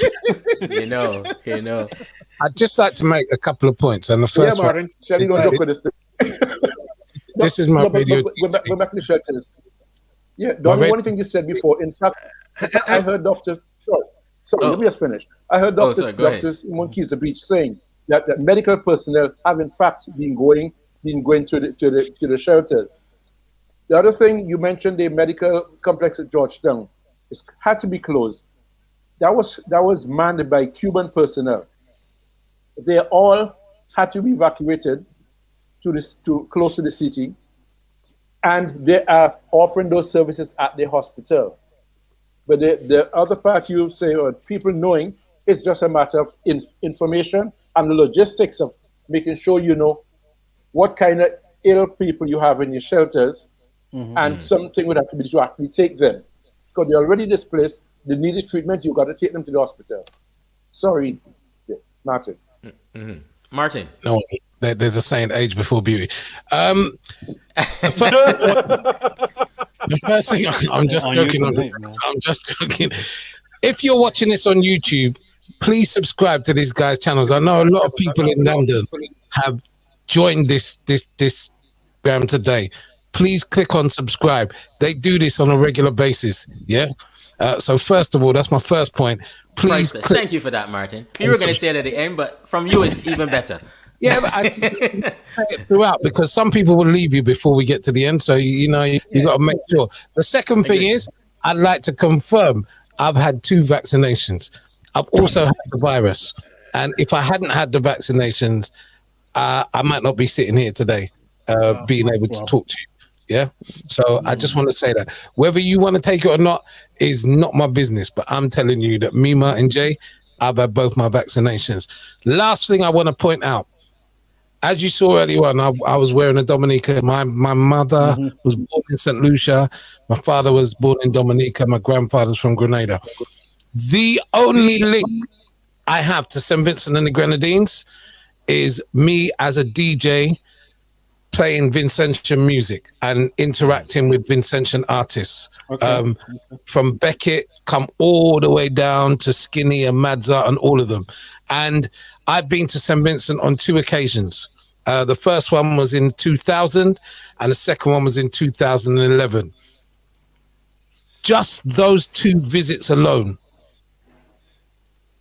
made me fall in love with St. Vincent and the Grenadines, to the point where I get up in the morning and tears when I see what's going on. And that gives me the fight to say, I'm going to help them. Yeah, I have no family in St. Vincent and the Grenadines. I have a lot of friends, obviously, but I have no family there. St. Vincent is a paradise, and it will rise again. Definitely. It will rise. 100%. You just need to understand how beautiful that place is. The waters in St. Vincent are unrivaled.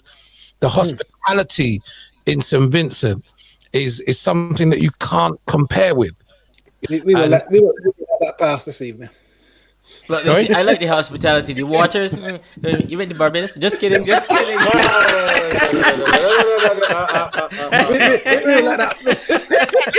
me make my plug here. We have 32 islands and keys. How many does Barbados have? All right, listen, this is not the time I've for heard that. about Barbados and the Grenadines. I don't know where they get Grenadines from. Couple Island. Donnie, that's a smart marketing. You gotta use what you can get. Fight here. But I'm very serious. In Andre, your point, you do have touristic waters, but I mean, when you exactly. See, I'm being diplomatic here. When St. Vincent and the Grenadines it's in a world of its own. It's unique. Its waters are unique. Talking about waters here, you know. That's awesome. Martin, is not just that we have the best soca music, is that we also have the best tourism products. Listen. Let's stay in the zone, because this is a lot of fight and talk here now, right? But let me stay in the zone. I'm not going to be distracted. Let's stay in the WI zone now. I'm not going to get distracted. Listen, I wanted to bring up here. Is there a case, you guys in St. Vincent, for people out here adopting a family in a shelter? Just looking out for them, going forward. I mean, when you have something to focus on or somebody that you can put a face to, it always helps. And maybe that's something we have to start looking at, because we have people like Martin who have visited, who are in love with St. Vincent and the Grenadines, and who would like to help. Not just members of our diaspora, not members of the Caribbean. And to me, we all are one. As you know, my Bajan sister introduced me to you guys. We all are one. And when we work together, we work as one. So we will get support from the entire Caribbean, from our Canadian community, if we have to do anything like that. So take it to your folks. Well, Shelley, let me give you one, because it seems as if you're talking to me. If you go to my Facebook page, you will see me have a little girl lifted up.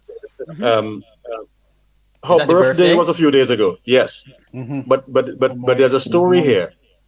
This little girl, I didn't want to put her mom there so that no one would be able to identify the family. But the family is not too well off. This is, in fact, her very first birthday party ever. Her very first birthday cake ever.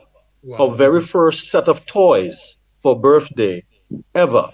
Wow. If someone can adopt this family and look after them going forward, to say, we can take care of your little, some care packages, some small needs, a little pocket change so that you could, go back and forth. This will be beautiful.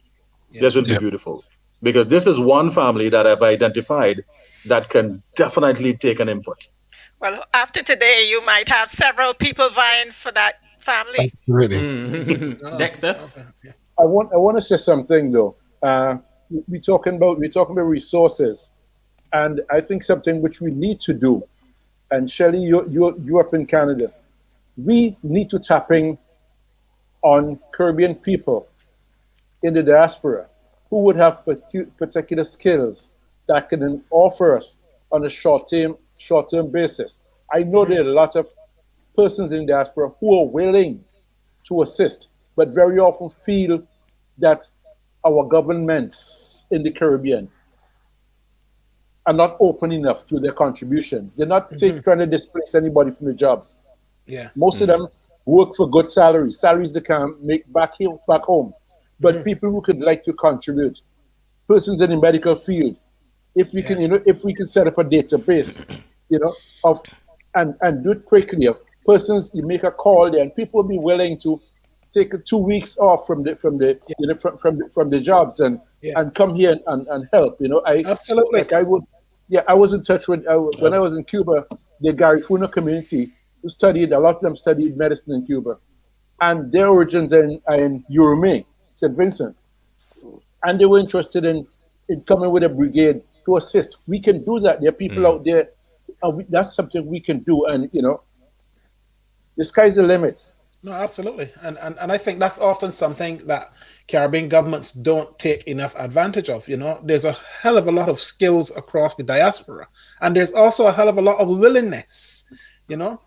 But it just needs to be made use of in a way that we feel as though actually I can lean into that. I can go to St. Vincent for 2 weeks. I can take 10, 15 people with me. Let's go and pile in on this here and let's help this rebuilding effort. Absolutely. Why not? Even something that might sound crazy, but I mean, if schools aren't able to be still face-to-face at the moment, there might be even an opportunity to join online classes in another island. Yeah. Because with online, it means now, my class 4 in St. Vincent might be very similar to class 4 in Barbados. Why not join in a class there and allow the children to meet other people, and that's how you get your union going, but also still continue your education, because even teachers in St. Vincent will be impacted heavily by what's going on as well. So there's just ways that I'm not saying that will just happen tomorrow. So get me when I'm saying. I'm saying those are things that you can even think creatively going forward as well, because this period COVID has showed us that face to face, doesn't always have to be, and where it can't be, online can still work. And in this period, this is a case where online can even mean intra-regional as well. Absolutely. Imagine what that could do for regional integration. That's just beautiful. Wow. Well, look, how much time do we have left? Just a few minutes. We're gonna wrap up pretty soon. Because I just want to make one point quickly, and this is probably further down the road. I think what this one of the things this volcano is doing is giving us a great opportunity, for one, to make Shelly's job easier, that this country is being known. But two is that in the rebuilding process, we'd have to rethink. And I'm no architect, I'm no engineer. We'd have to rethink how we build, how we construct. Our building codes would have to change. We'd have to be looking at storage capacity, as we do in the Grenadines. Nobody builds in the Grenadines without a tank in the basement. But we don't. That's a whole new topic. But guys, I'll leave it there. No. But Uncle Dexter, could you imagine a lot of regional minds, regional engineers, all these great minds coming here, putting their minds together and getting all these ideas to flow and making it work? Well, we're gonna have to come back to that, because, as I said, this is a long haul one for us. Chris, let's get you in terms of. Want to get in? Yeah, it was just add a few things, and we did an exercise here in the UK that was actually funded by the IOM. We did an actual data set of actually all the skills actually here in the UK through the Regional Integration and Diaspora Unit in SVG. So there actually is a data set actually for a lot of things. I don't know what was done in other regions of the world. So that is something that we could actually tap into, especially for the people that are on the ground. With regards to sponsor a Vinci child, we did actually something like that before. We did it for the educational side to buy school books for the year and to do things. And we actually set an amount for that, and we had a big uptake on that. Like I said, it was, as long as it's structured properly and there was actually some kind of framework and stuff behind it, I think that would be a very useful thing actually for sustainability long term, especially if people are going to be in some type of sheltered accommodation or new built accommodation, temporary accommodation for the foreseeable future. So yeah, all of these things are actually great ideas, as long as there's a proper framework in place and it's kind of rolled out kind of on to the national associations and and all the other diaspora units and obviously through our missions. I think having a cohesive thing, because I find a lot of things when you're put a good idea out there needs to be some framework to it. If everyone's doing a different thing, it kind of self-defeats the purpose, doesn't it? But again, I think it really does have a lot of valuable thing in that, and actually getting more volunteers volunteers and getting people to donate and to do things. Because even when we talk about volunteers, we're talking about volunteers on the ground.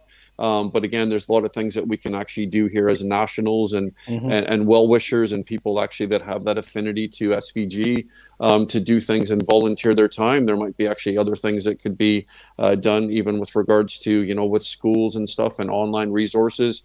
We have a tremendous amount of teachers and stuff out there that can maybe possibly feed in and to help actually during these short-term gaps just to keep things going.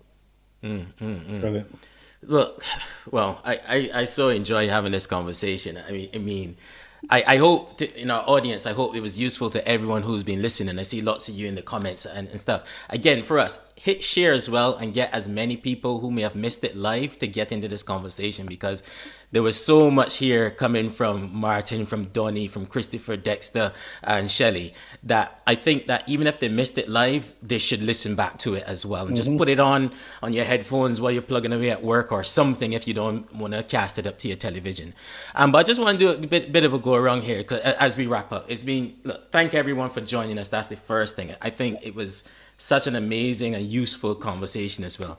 But Donnie, just wondering if you want to a final word from yourself, for the UK diaspora and just for the guys in St. Vincent in general. One thing I would tell you, before you send down your containers, take out a few boxes of something and put in like 4 boxes of Optrex, because I think something like that is very practical and will be needed. I didn't even think about it until we were talking about, when Dexter was talking about the stuff in your eyes. There are other Optrex. brands available. Other brands are available. Well, Optrex is like Hoover, right? You mean Optrex is like Hoover. You say Hoover, but you mean vacuum cleaner. I dropped But We got you, man. We got you. I see. Exactly. Go ahead, Donnie. Now, I don't know. There's still so much to be said, but my last word will perhaps be 2 words jammed together: the long haul. Whether it will take the best of us, or it may bring out the worst in some of us. We are all in it for the long haul. Many of us may be inconvenienced. Our services may be overwhelmed. Our communities may be overrun by strangers, people who do not live there. But in the end, I want to believe that there will be a coming together of sorts. And it is beginning to happen. Bit by bit, the Vincentian spirit is kicking in, and we are saying, how can we help? Beautiful. What can we do? Strangers are reaching out to me. What do you need? How can we help? There are people who are saying, I don't have money, but I can help you cook. So it is happening.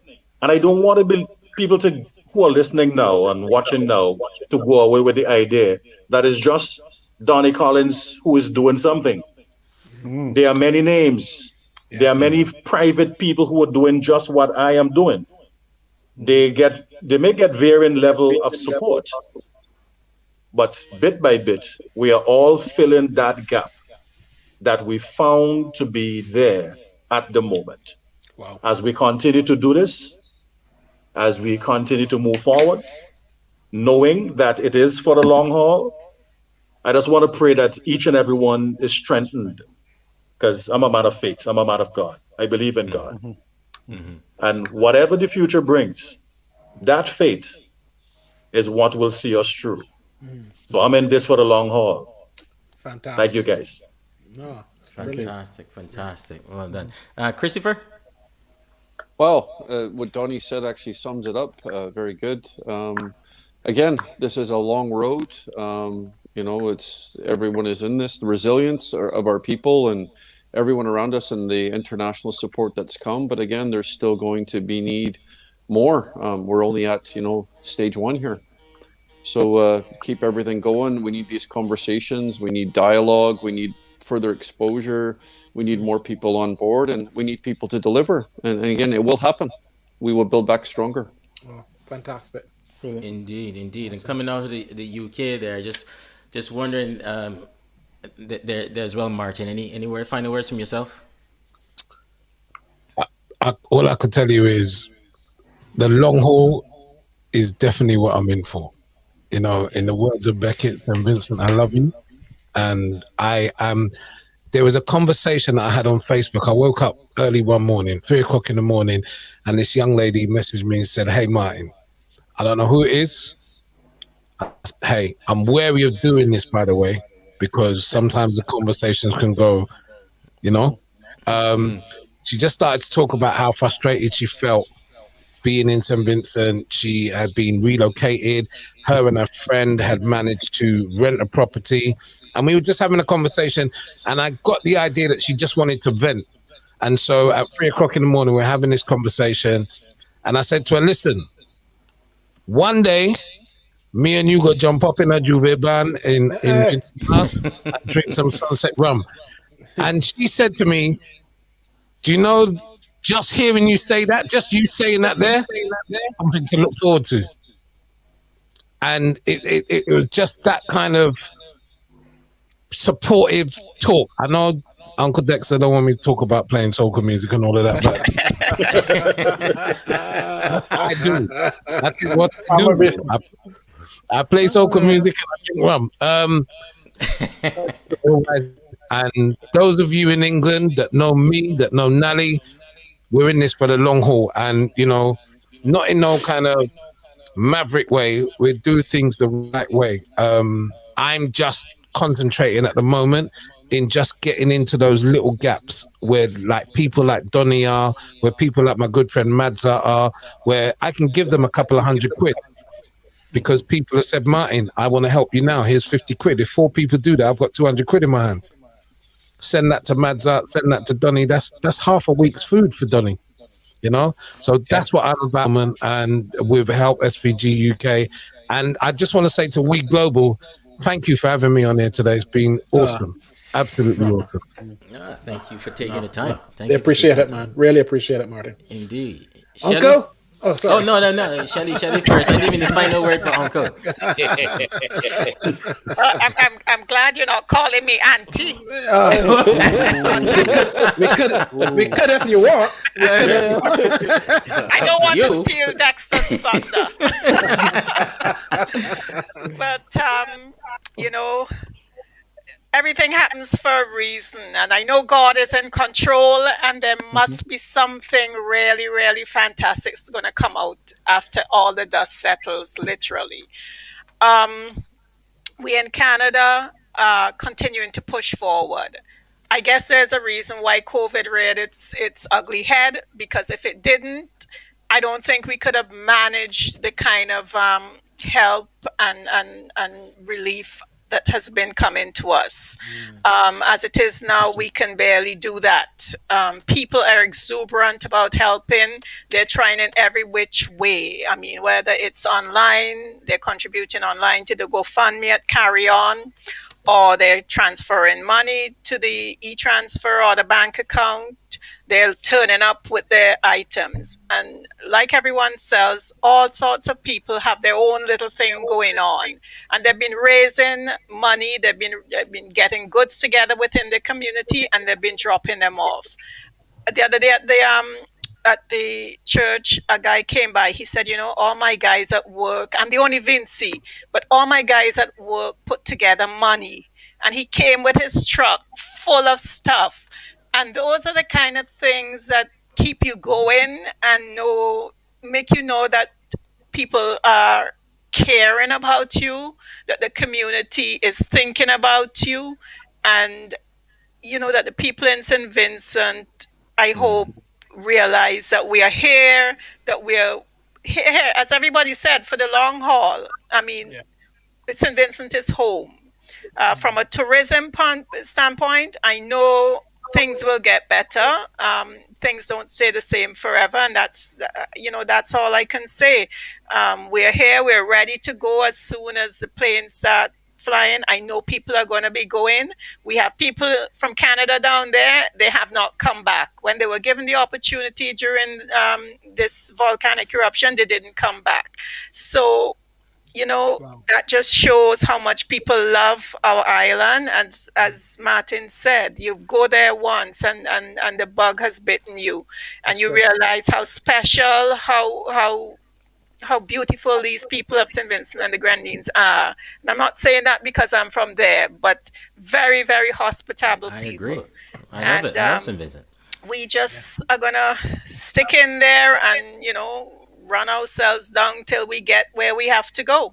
Yeah, we're there with you. Thank you everyone for all your support, and hoping that we can just get things together and get the ball rolling faster to recovery. Absolutely. We're there with you, Shelley. Most definitely. You ready? Long time, man. Everybody's been plugging the radio programs. I didn't plug mine. I do a program called Jazz Tropical Wednesdays on NBC Radio. It's online. This week, yes. Yeah, you listen this week. Okay, the best program. Martin, you got some competition. We can collaborate, Martin. I'd love that.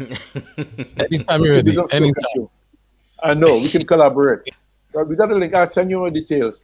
But anyway, seriously, like, what is happening with the volcano? We are a volcanic island. St. Vincent and the Grenadines was formed by a volcano. What is happening is a natural thing.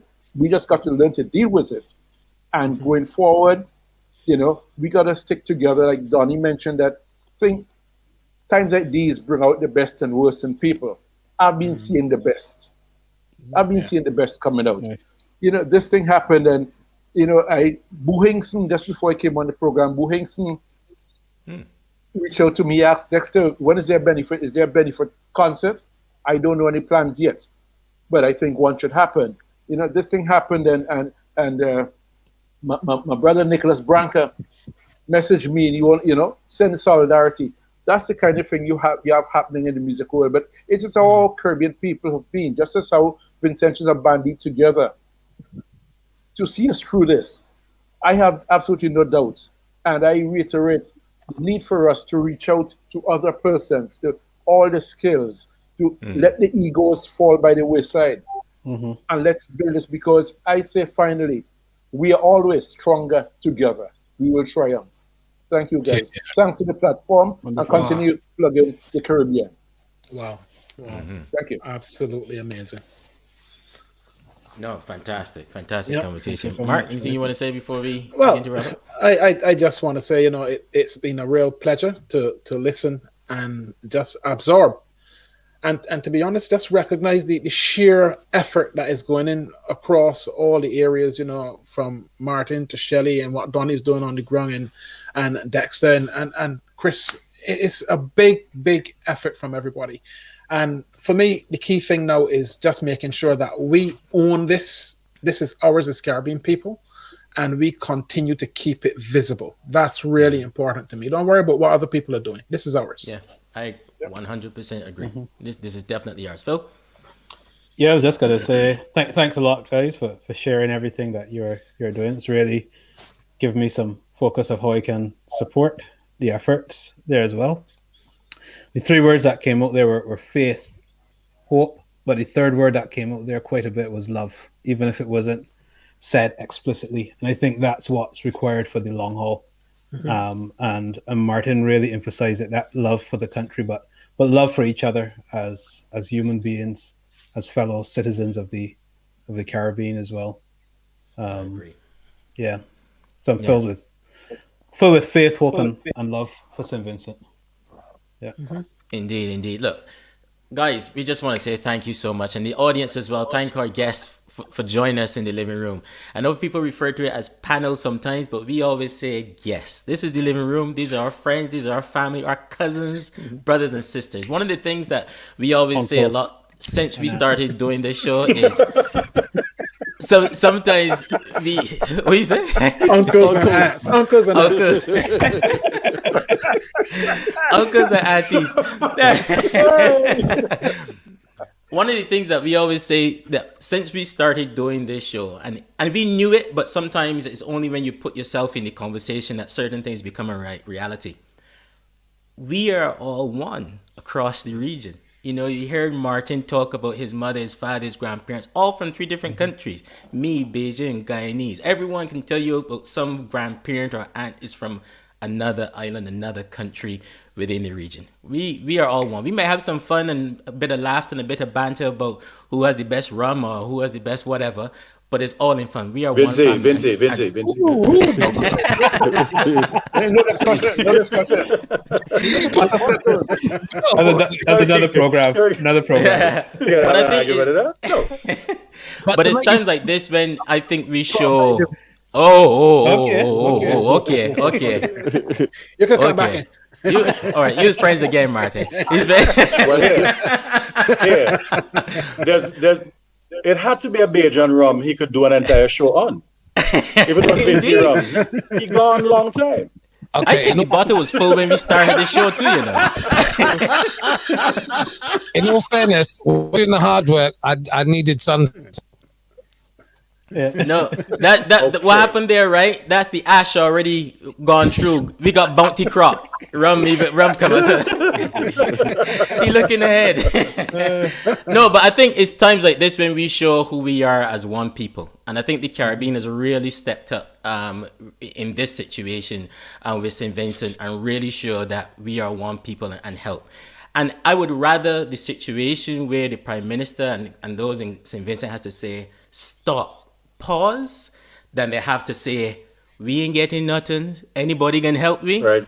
This is a better situation to be in. You can deal with the logistics, but what you can't deal with is not getting any help at all.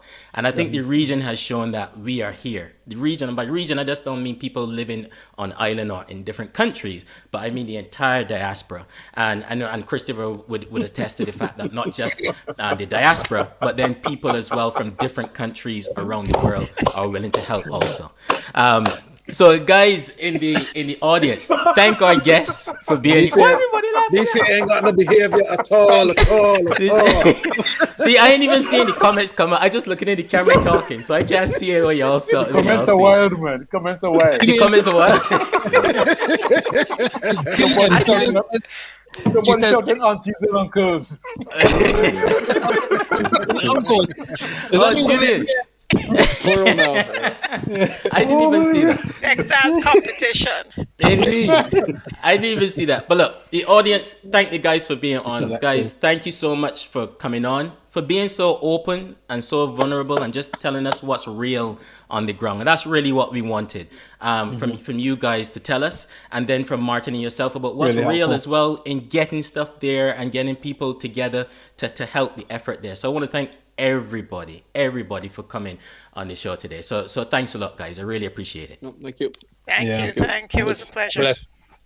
Yeah. Excellent. Cheers, guys. God bless everyone. Cheers. Take care. Cheers. Bye-bye. Really good discussion, guys. Oh, yeah, man. Really good discussion. I think what really hit me as well is when Shelley was saying people from all the different countries in the region that live in Canada were actually coming on board and volunteering of their time as well. I think that was really inspiring to see. Yeah, and I think, you know, it's showing how we as Caribbean people, we can do it. You know, there's absolutely no doubt in my mind that we can handle this, we can pull it together, and we can respond well. You know, I think sometimes the difficulty in these situations is people don't always look in the right space for the right help, or they don't always recognize the value of the people who are there sitting in the diaspora who can respond and really help to move things along. So I was really encouraged to listen to Donnie, see what's happening on the ground, and really think more about, okay, how do we now need to adjust for what's coming further down the line? 100%. I thought it was a really, really good mix of discussion we had. Chris, who was presenting the more structured and formal networks that exist. But then you had Donnie, who was presenting, and Martin as well, who were presenting, and Shelley, actually, who were presenting things that happened a bit more organically and seemingly informal, but still functioning. And just as effective. And I think that's because everybody has those same guiding principles. People need help. People need resources. Let's get together and do it. Do it. 100%. Absolutely. Look, 2 hours and 18. This time really goes by when you get involved in these conversations. But look, guys in the audience, thank you so much for staying with us for the better part of 2 hours and 18 minutes or so as well. Thank you so much. Again, if this was your first time, we are We Global. This is our show, The Living Room. Hit like, hit follow if you're on Facebook or if you're on YouTube. We have conversations like this every weekend. I just want to pay a special shout out as well to one of our living legends, Jennifer Holston, who I saw in the audience. Hello, Jennifer. If you have not seen that conversation that we had last week, amazing, amazing, go and watch it. Such an inspiring lady, a true legend of the Caribbean from Grenada. So you need to go see that. So thank you, Jennifer, for being part of the conversation today as well. But look, we're not gonna keep you back anymore. It's Sunday. We know you gotta. I don't know. Some people gotta go plot here. School starting back tomorrow. School starting. Anyway, I'm rambling, which means that I probably sleepy too. Get over here, man. Yes, get out of here. Until next time, have a fantastic evening. You got here to plot tonight? I got here.